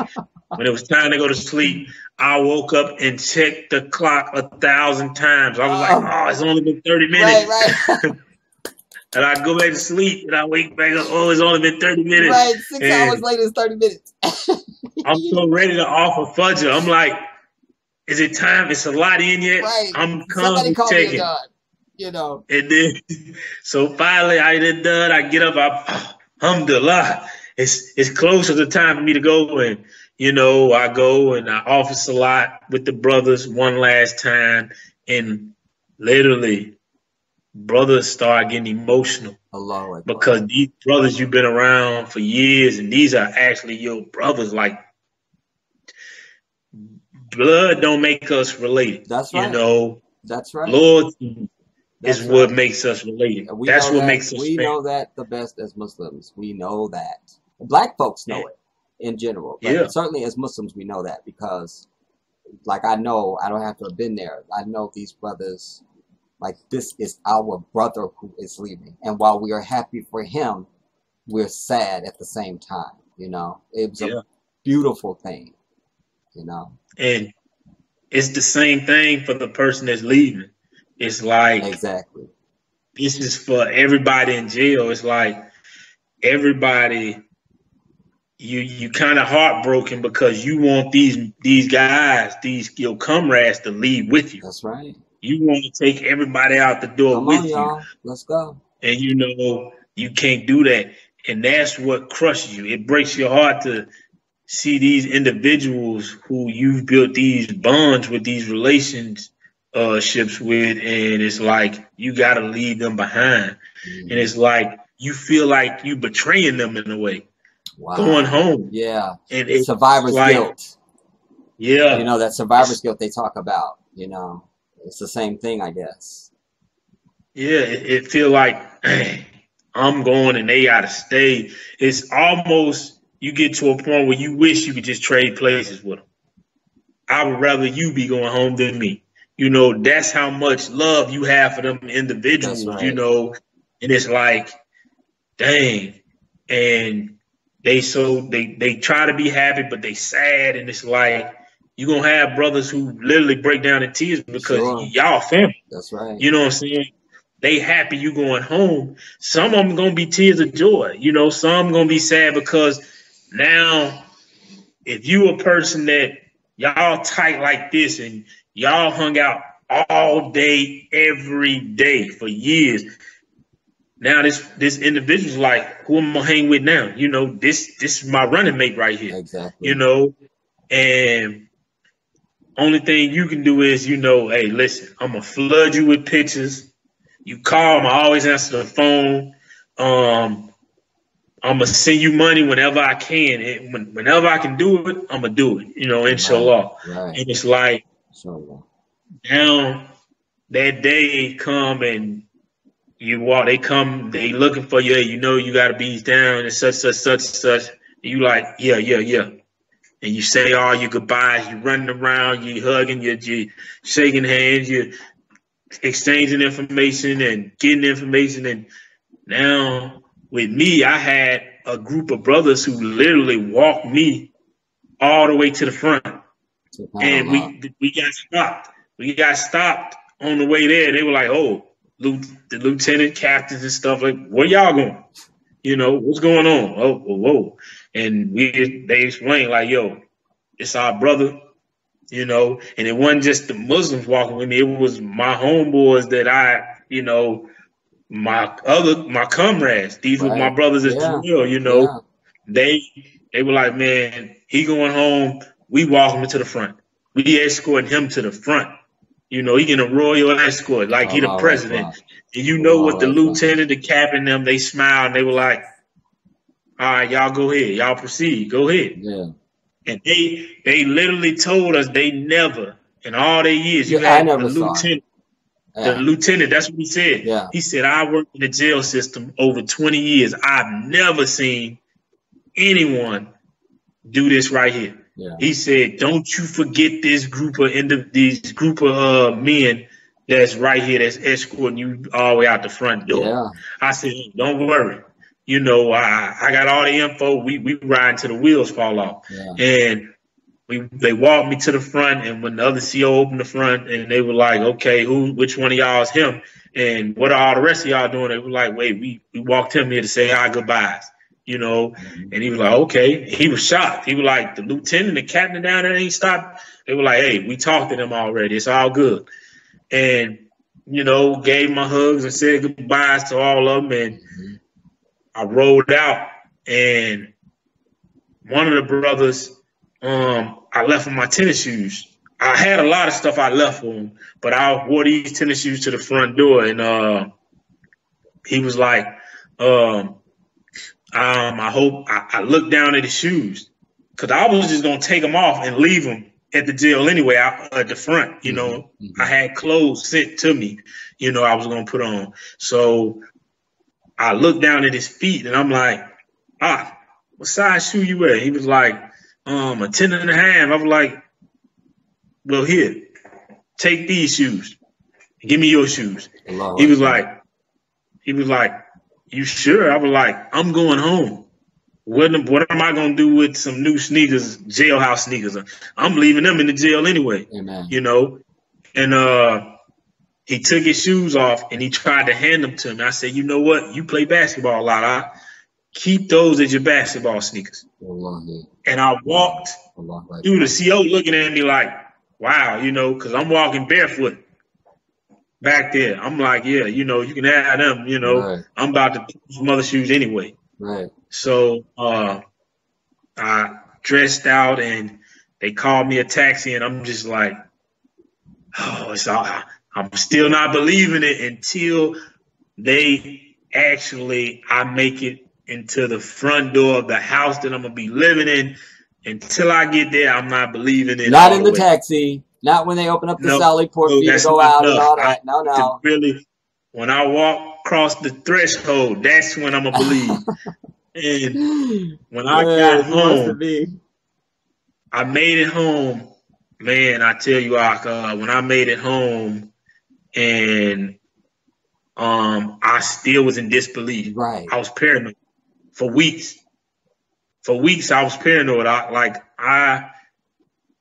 Man, is it a trick? Is they gonna come and get me? Right. You know, I didn't want to be at home. I wanted to stay at a residence that they didn't know about. I was like, "Yo, I'm gonna be over here, you know, just in case they try to come." And my family and people were like, "Yo, you tripping? Ain't nobody. You good? You free? You out?" I was like, "Nah, I don't believe that. Like, y'all don't know what I know." You know what I'm saying? I can't go back into that box like,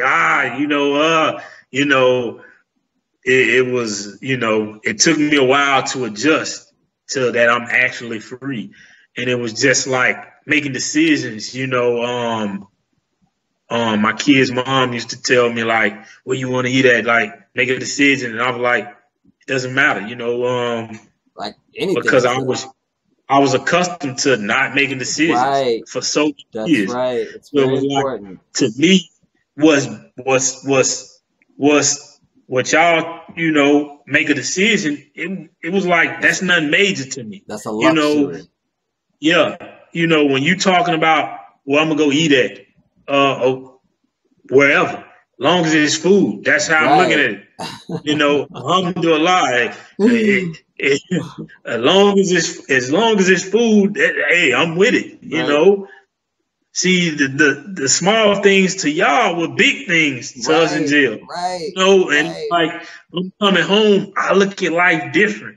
And it shocked me how so many people, take life for granted, and think that they got all the time in the world and that the things that matter to them, I was like, that matters to you? Like fun to me, like I used to express to a lot of people, fun to me would be me just spending time with my family. If doing nothing, just chilling. If that's fun to me. Right. If we can go to Dave and Buster's and have a ball, that's fun to me. Yeah. I don't need to go to the club to have fun. I don't need to go, on an island to have fun. I don't need none of that because I understand the value of life now.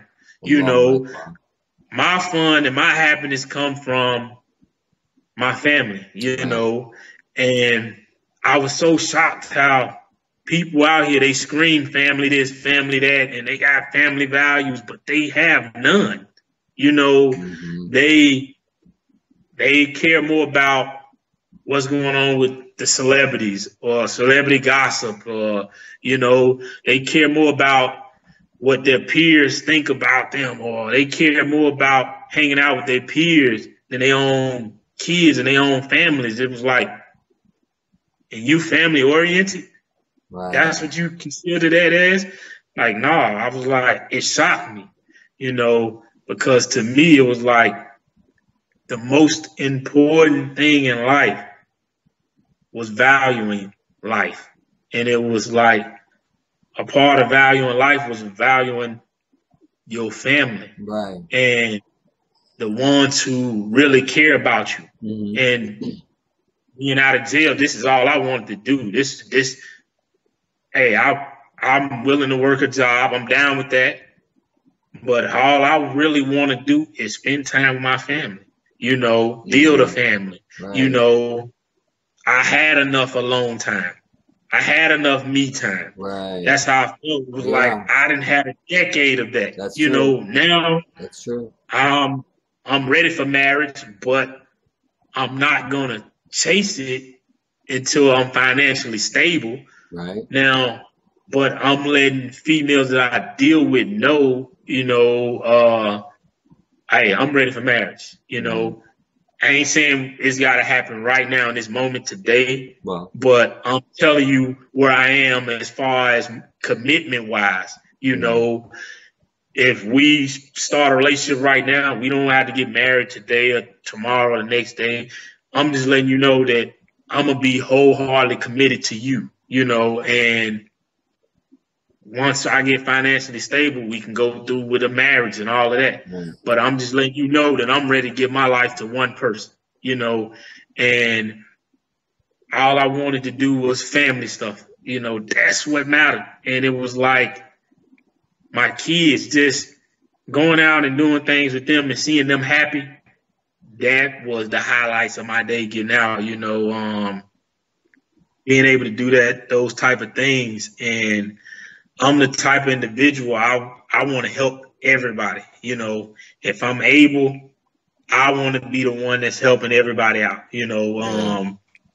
so it's like whatever I got to do, to help everybody, that's what I was about. And them are the type of things that motivated me, family, and self-awareness. I was, making sure everybody around me knew to be, knowledge of self. You need knowledge of self. Know who you are as an individual. Right. Don't allow society to label you or put a name on who you are as an individual. Two things. Go ahead. Sorry. you dictate who you are, you know, and that's something that I stress to everybody I cared about, you know. You have to love yourself Right. before you can love anybody else. Most definitely. And it's like you have to have self respect, you know, in order for people to respect you and take you serious. It's like you saying you're a king or a queen, but you have no knowledge of self. You have no self respect. You have no self discipline. You know, you have no loyalty toward God or your family at all. And it's like, who are you? How are you a king? How are you a queen? You Right. know, what good are you to me or anybody that you say you care about? And you meet a lot of people well, I'm going to say, speak for me. I met a lot of people getting out that were talking the quote unquote black power type thing, Hmm. empowering blacks, uplifting blacks. And I started wondering, like, what are you really doing that's uplifting blacks? You know, what are you doing? It starts at home first. You have to rebuild yourself first before you can help a community. If you're saying, Paul, I want to do this for the blacks and do this and that and the third, but you're doing nothing, and then everything about you says otherwise. Like, you have to get you on track first. And those were the things that I was on when I first got out. It was like, I got to get right with God. My life ain't gonna get on track. I had points where I fell back on the religion because I just certain things I wanted to happen wasn't happening in that time frame, and it was like people want to understand it. Like, I've been gone for a decade. Hmm. What you don't realize is I have no time. Time is a hot commodity. Right. You Think understand you the have. importance of time, like all of a sudden. Like it's kind of like somebody that gets like in 2010 when I was diagnosed with prostate cancer, my sense of time changed. And I thought I was always a good steward of time and a respecter of it and never took it for granted. But that really like sent it up several notches. And alhamdulillah, a year later I was, because now I'm in a wheelchair. I find this out and then I ended up in a wheelchair shortly thereafter, and so now I can't deal with that. But anyways, alhamdulillah, I was given a miracle. And, when I had the second biopsy, they found nothing but just acknowledging what you're saying about that understanding of time, and everybody is in a different time continuum based on their experience and their appreciation. And like you said, time is premium. But I wanted to ask you two things. I wanted to ask you first, what was the most thing you were struck by about society and, stuff or whatever? It could be a thing, it could be stuff, it could be anything you choose, whatever your experience is, that really just jumped out at you that was different now a decade later. That's one. And two, um, two, two is in the hands of Allah, because I don't remember it. The second question was,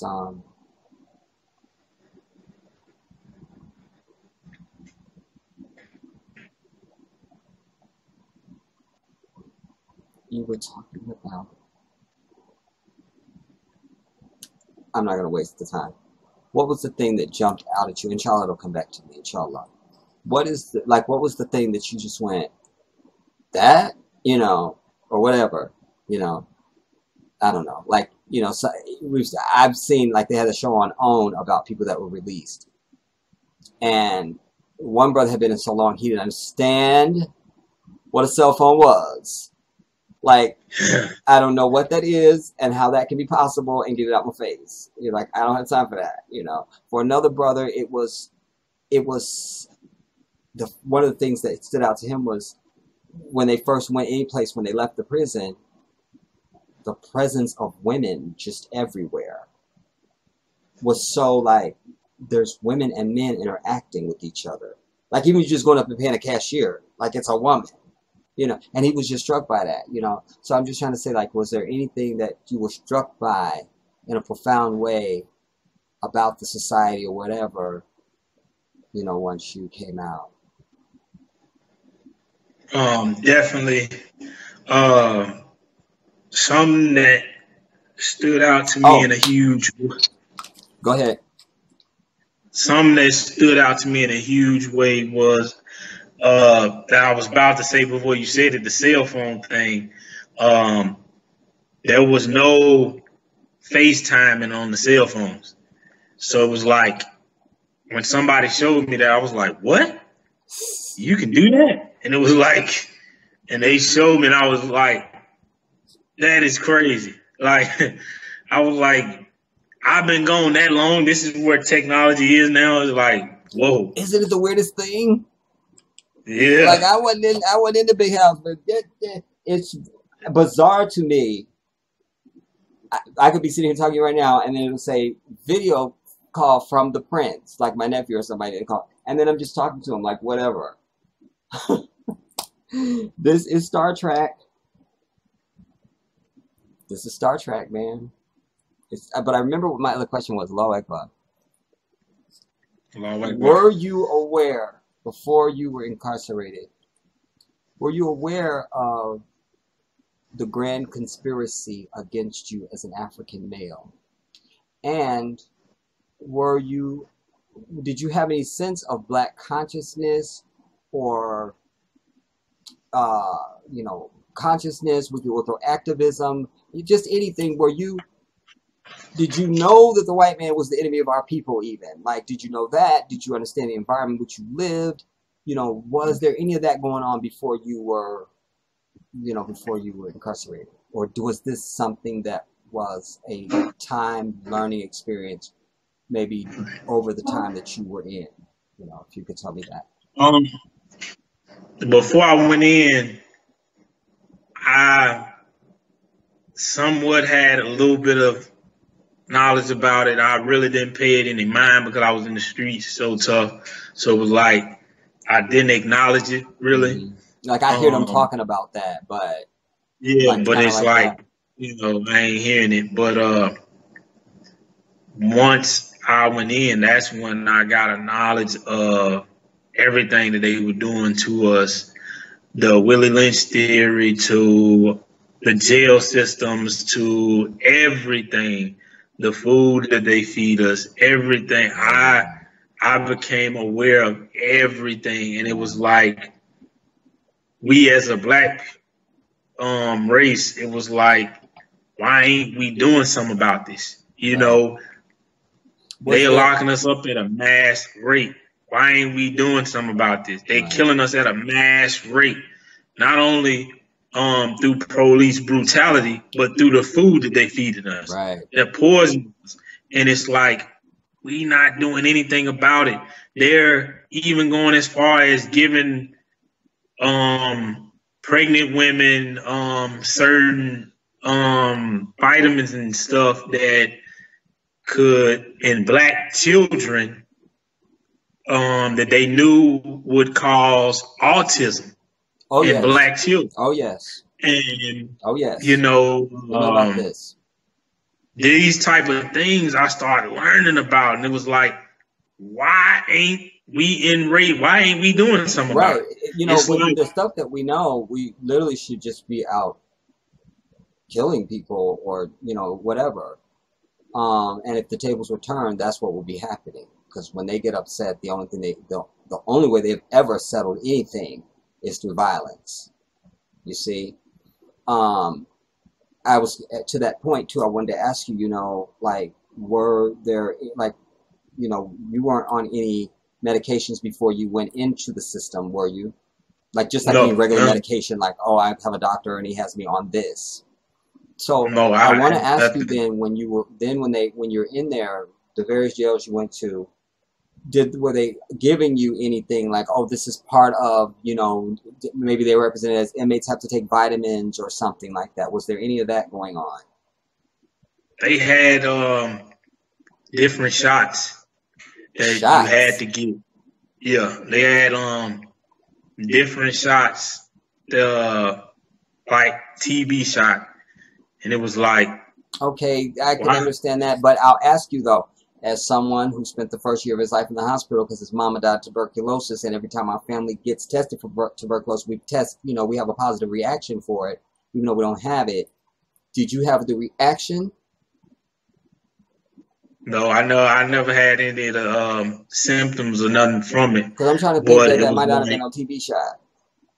you know, they it was like every 6 months, I think you had to get this, and it was Every mandatory six for months you had to have a everybody. TB shot? Yeah, everybody in the jail, and it was like, I don't like it. yeah, it was like it was either 6 to 8 months. Every 6 to 8 months, everybody had to get it, and it was like, you know, I can't.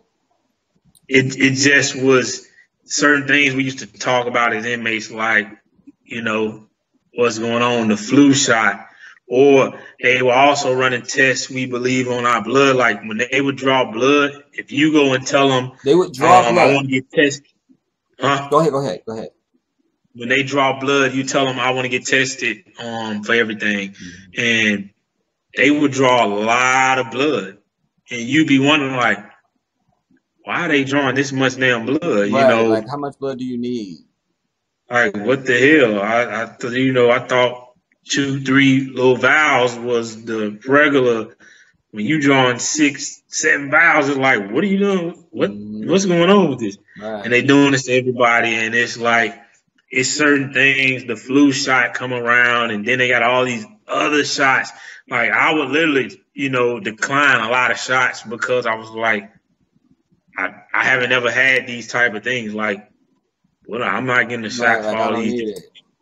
Like I don't know what y'all doing, and It's like when you go to uh, Africa, they have you take all these shots. I think that's like the fuck you, get out of here shot. Because you're going to Africa, like they really don't want you to leave. And just the white man's the devil and they're diabolical.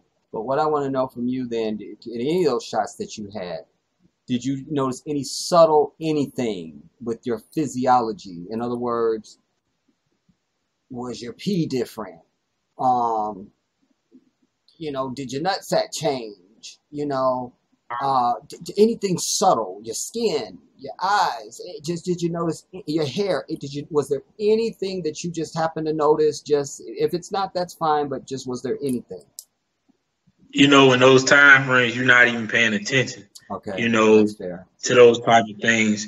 And it's like one of the things that I had they gave me some antibiotics once, Hmm. and for a tooth infection, Hmm. and the antibiotics messed me up bad. Like it was weird to me. It was like they messed me up bad, and for like 2 days, and I had to stop taking them. And I went to him and I told him, I was like, yo, I don't know what kind of antibiotics these is, but this right here, it's not Can't do working. it. And they were like, oh well, we're gonna give you this kind then, and I was like, oh okay, I ain't thinking nothing of it, but this is something that was a normal thing in the jails, Yeah, that's why I asked you and about it because I know there's a lot of medicating. You know, when I was in the system, even when I worked juvenile, there was all these damn meds that had to be given out. And knowing what I know now, the level of diabolical of this enemy, I fear for my brothers that are on the inside. You know, because who knows what they're being subjected to. It doesn't even have to be in the form of a pill or a shot. It can even just be in the food that's being the prepared food, before it even yeah. gets to the institution. You see, like it can be that diabolical. And I saw even something recently where, and I know there's a lot of other stuff, but this one was new to me because I know about them being able to change the sex of, I can't think of it, but this thing now, they were testing it on rats, It's a chemical they spray on them, and they literally turn a male rat to a female rat. You know, and in today's society, when you think about people talking about, you know, like, I'm a man, but I was born as a woman. I'm a woman, but I'm really a man, or I'm a man, really, and all this other crap that we can't understand at all because it's not from Allah. I just fear for my brothers and sisters on the inside. But here's what I want to get to. Oh,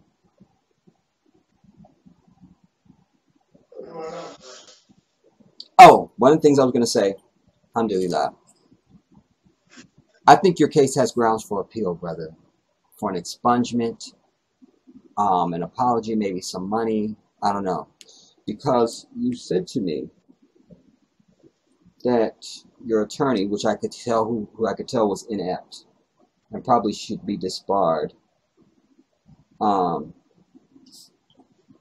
was basically coercing you. See, there's one thing for an attorney to advise you. This goes to ethics. It's one thing for an attorney to advise you. It's another thing for an attorney to pressure you. And another one to strongly advise you. You see? And what it seems to me, he crossed the line of coercion. And this is criminal and actionable under the law. Because when you said to me that he said, well, you know, your family might believe you, and I might believe you, but jury's never going to believe you, and this, that, you know, that's not what an attorney does, and that is supposed to do in that moment, is to say, I believe in your innocence. Here's a defense I could mount for you, and we can sell that to the jury. Would you like for me to do that? You see? Or the other option is you can take this plea and then they do this and that. That's one thing. That's one ground that I've cited that you would have action on. By the way, there's attorneys out there that will take cases pro bono. That means you're going to pay no money. When they hear this, that's one. The other one that deeply concerned me was this blind plea, which I had never heard of. A blind plea is a guilty plea without a set sentence. Because you said to me, they said, we can give you 100 years if we want to. It's a blind plea is a guilty plea without a set sentence. So that means you haven't been told how many years you're going to be given, and you pleaded guilty already. This was reckless on the part of your. Now we're into reckless now. Because there's certain assumptions under the law. If you have an attorney, it's assumed you don't know law. That's why they don't just let you walk in and defend yourself. Here, Your Honor, I'm here to defend myself. Mr. Ali, I'd like to, they like, are you sure you want to do this? Like, do you know what you're doing? Do you want to step your ass back? That's why they do that. So that was reckless. But it says a guilty plea without a sentence. A blind plea is accompanied by no such agreement, thus leaving it up to the judge to sentence the defendant as he or she sees fit within the bounds of the law. But within the bounds of the law, if they got a black man standing in front of them, the law don't really count. It's how much I hate your black ass. You see? So your attorney was reckless, and if it's something that you're interested in, maybe you're not, you just want to just leave it on, you're over it. As your brother, I have to let you know this. So he was reckless at the very least with this blind plea, because that should have sat down. He should have said, look, and you said you didn't know there was anything about a blind plea, so you were sideswiped. You didn't have an opportunity under the law to enter a defense of your own. Doesn't matter that you have a lawyer, you're still the defendant. Under the law, you're mounting a defense for yourself. This is your speaker. Just like you saw them, they lean over to OJ, what you want to say? Call her a whore. She's a whore, Your Honor. Objection, you know. It's that. You're the dude you're it. He sounds like a public defender who works for the state, and they'd already made a little deal over coffee and donuts, and here's what we want you to just tell your client. And they play on our ignorance, and they don't expect for us to come back years later and say, You wronged me, and I want money, and I want your ass disbarred. I would seek this if I were you. That was the first thing I wanted to say to you.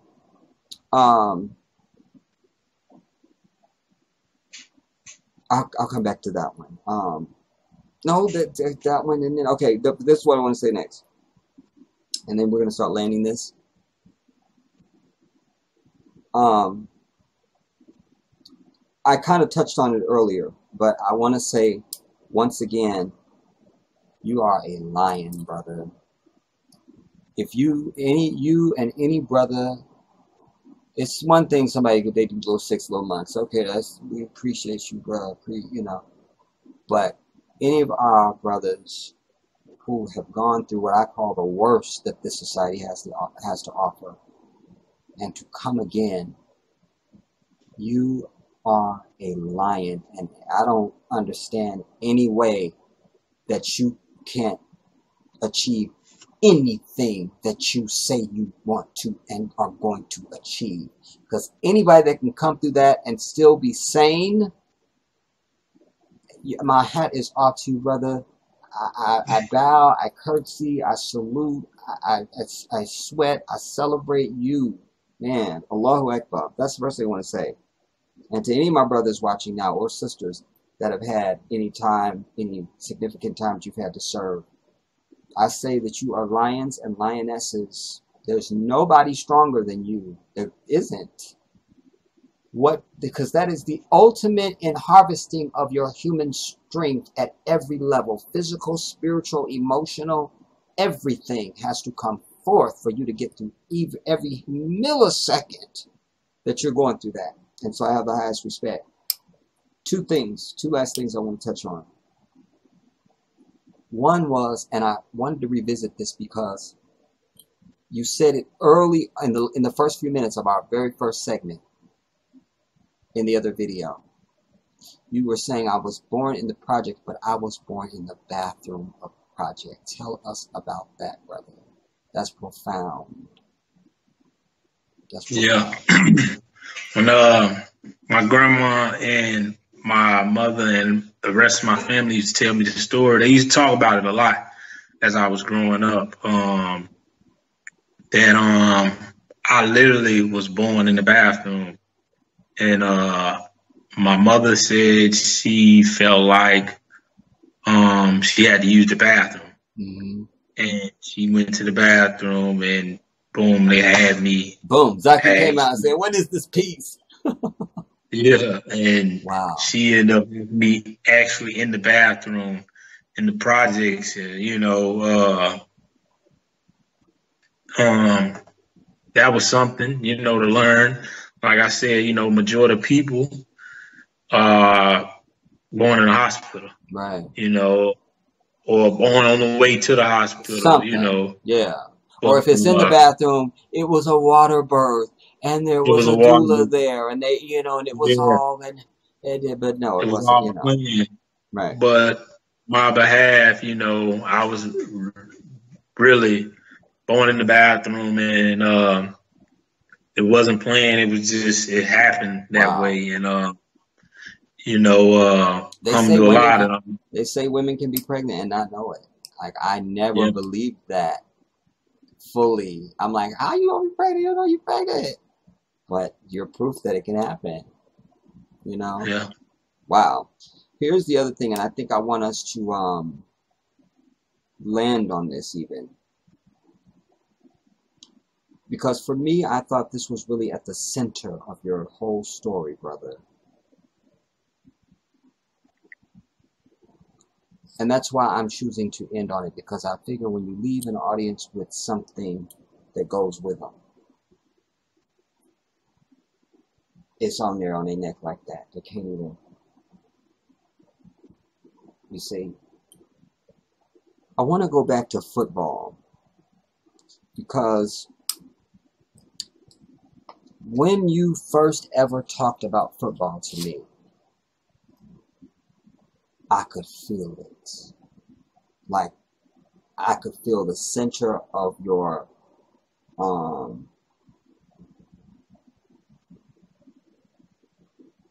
I could feel the center of what provokes happiness in a human being. I hope this makes any sense.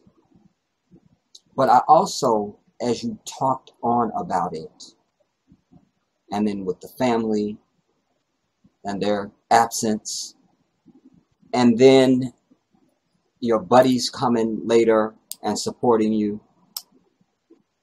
that is so important to this whole interview, because I think through that you've been able to give us something I always talk about as pathology.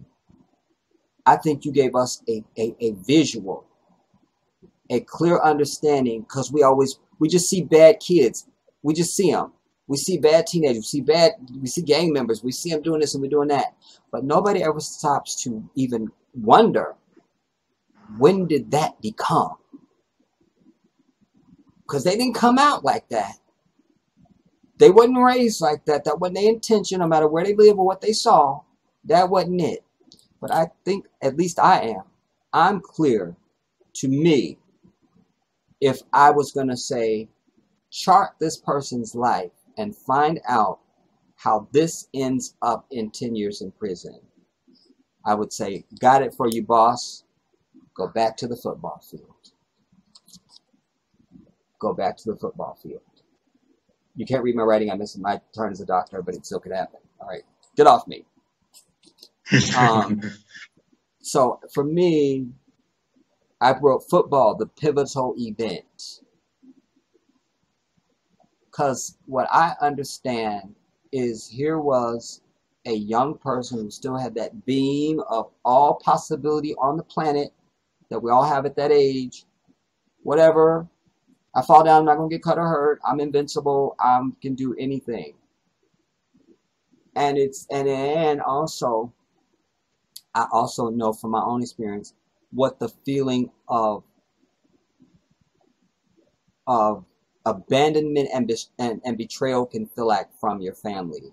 Intentioned or not, it translates that way. Abandonment and the other word that I can't repeat now, I can't say it, can't remember it. But I feel like that was the pivotal moment, man, because everything that you explained up to that point, that's why I said start us at your childhood.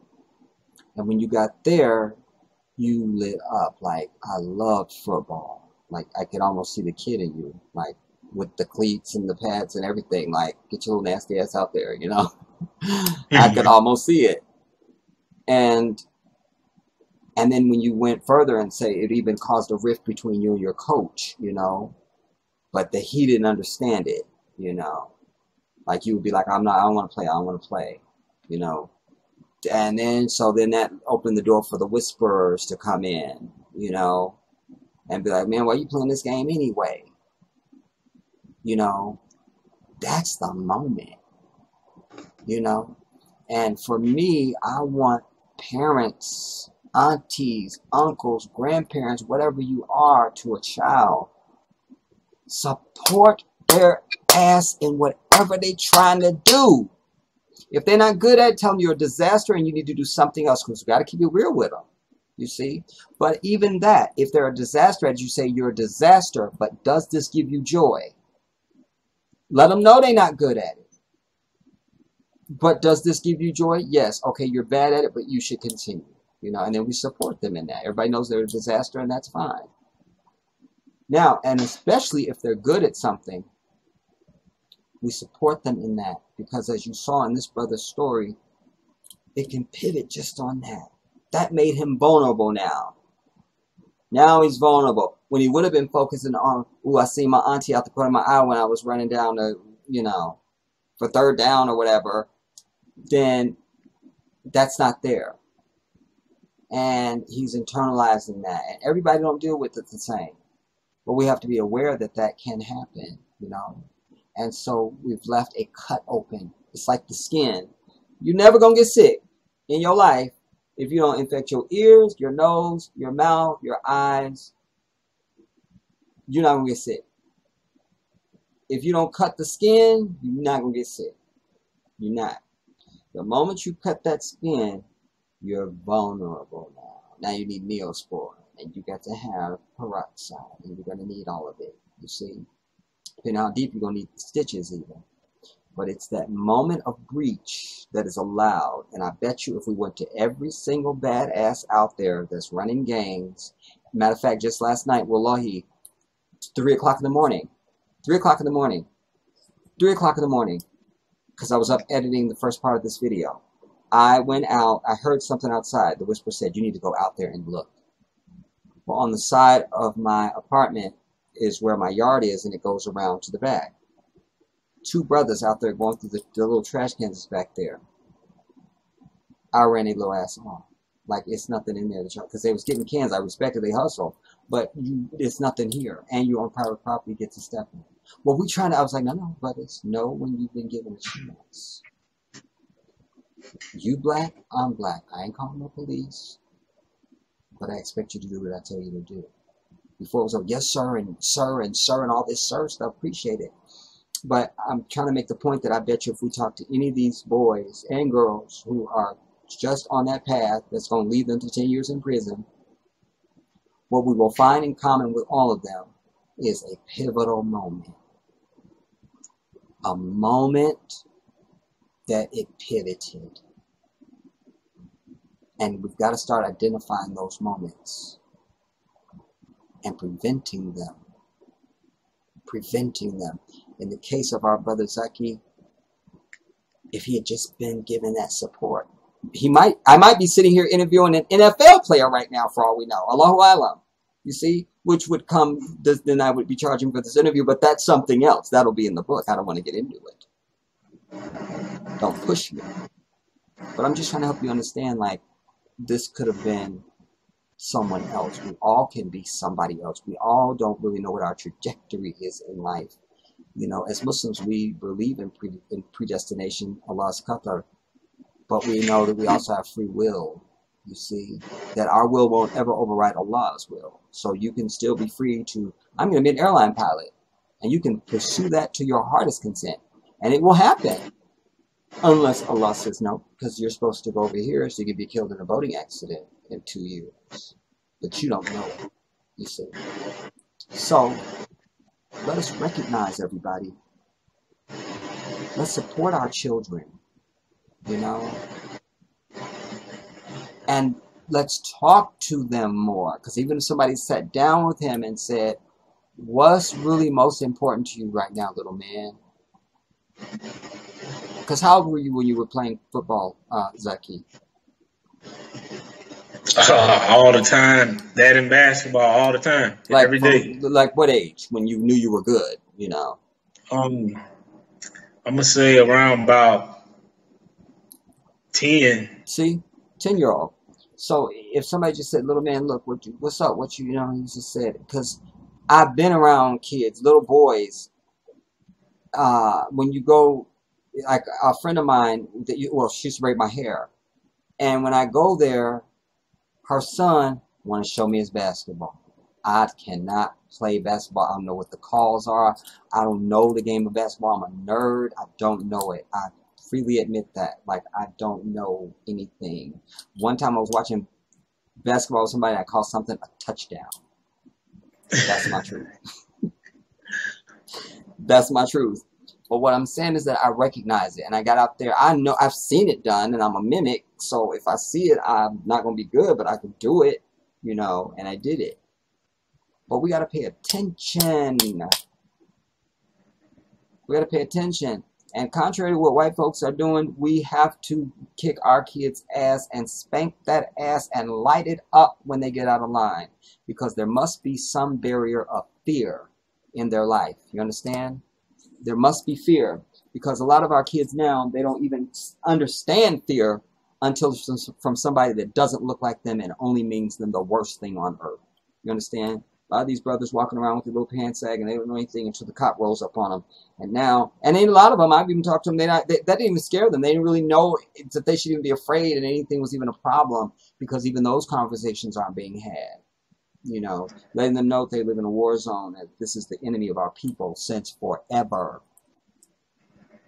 And to be not fooled by fake grins and acts of kindness. That's still your enemy. You understand? So,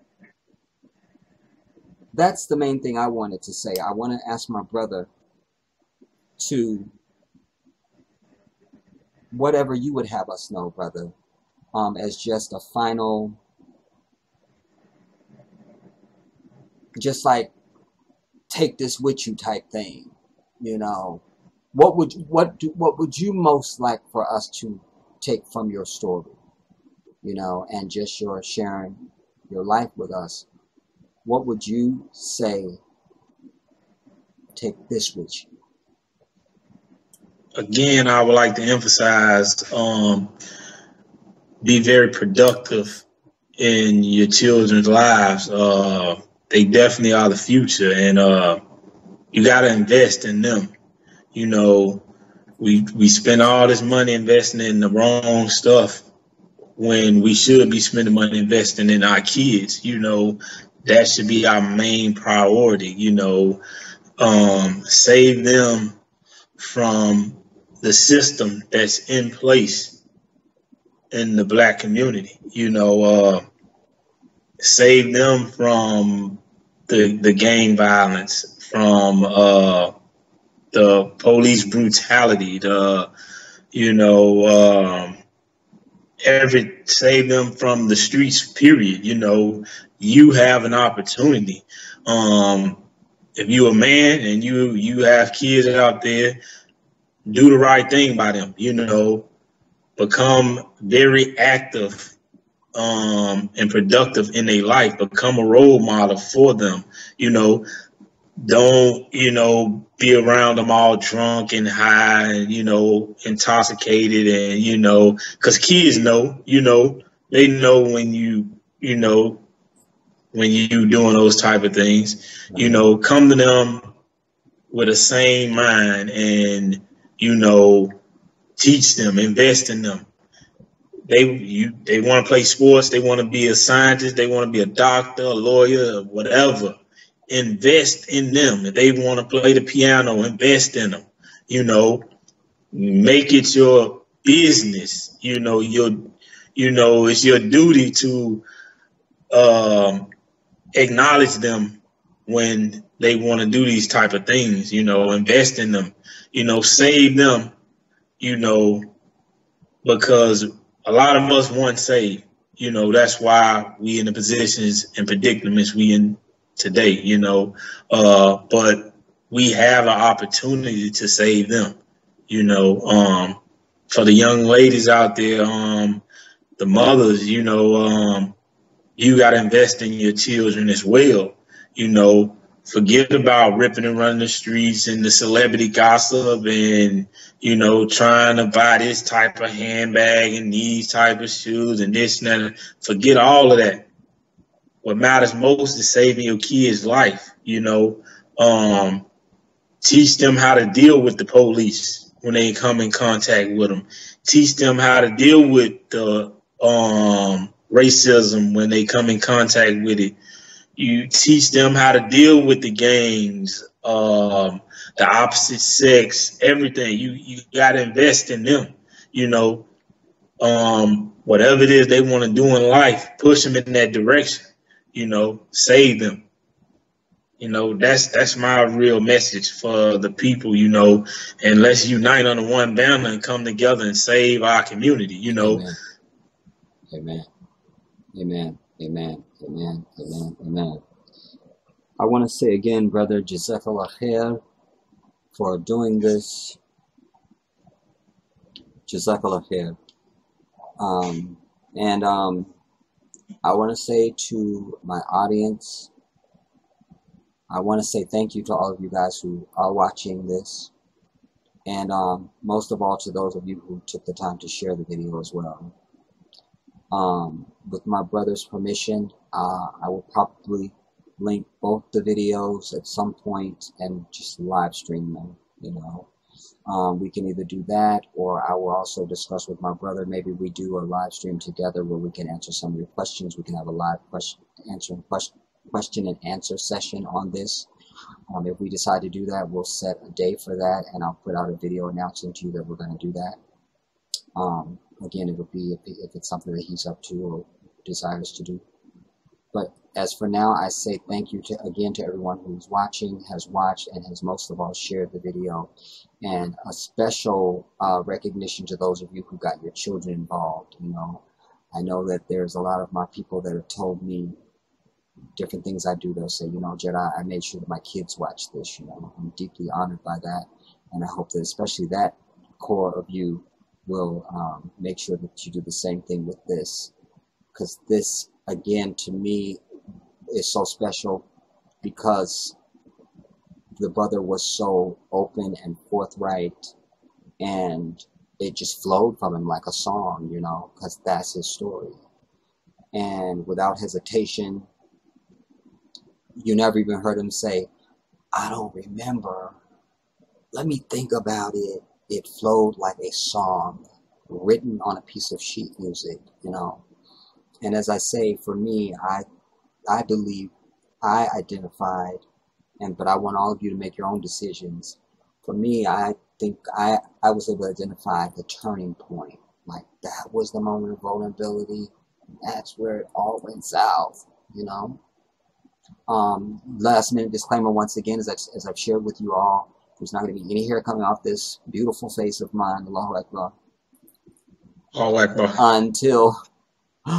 Until there's some very important ayats from the Quran that I must memorize, and until I have those, I simply cannot do it. And this is my own forcing me to not give up, because I got to be seen in public. Everywhere I go, I'm looking like this, and I don't mind this if it's only I can shape it up. But you notice I'm not doing any of that. Like, this is like, you're not allowed to do it, you see.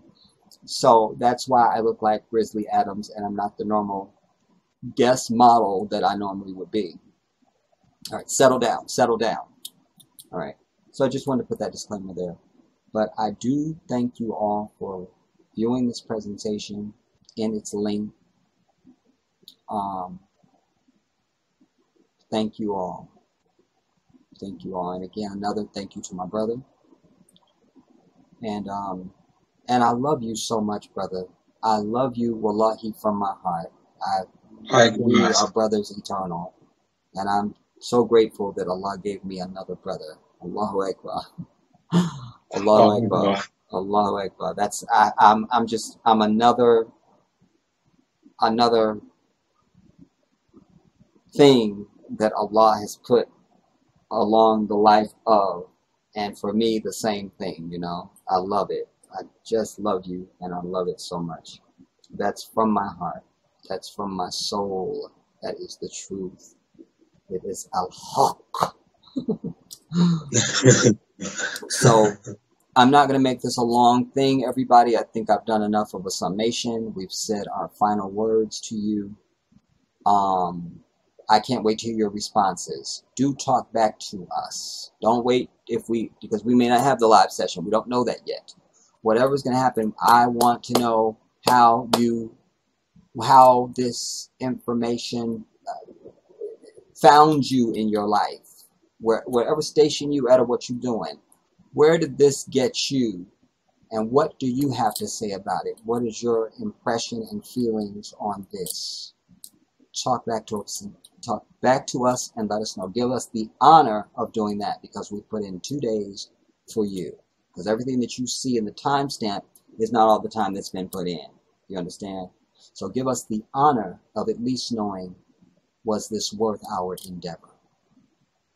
I'll see you soon.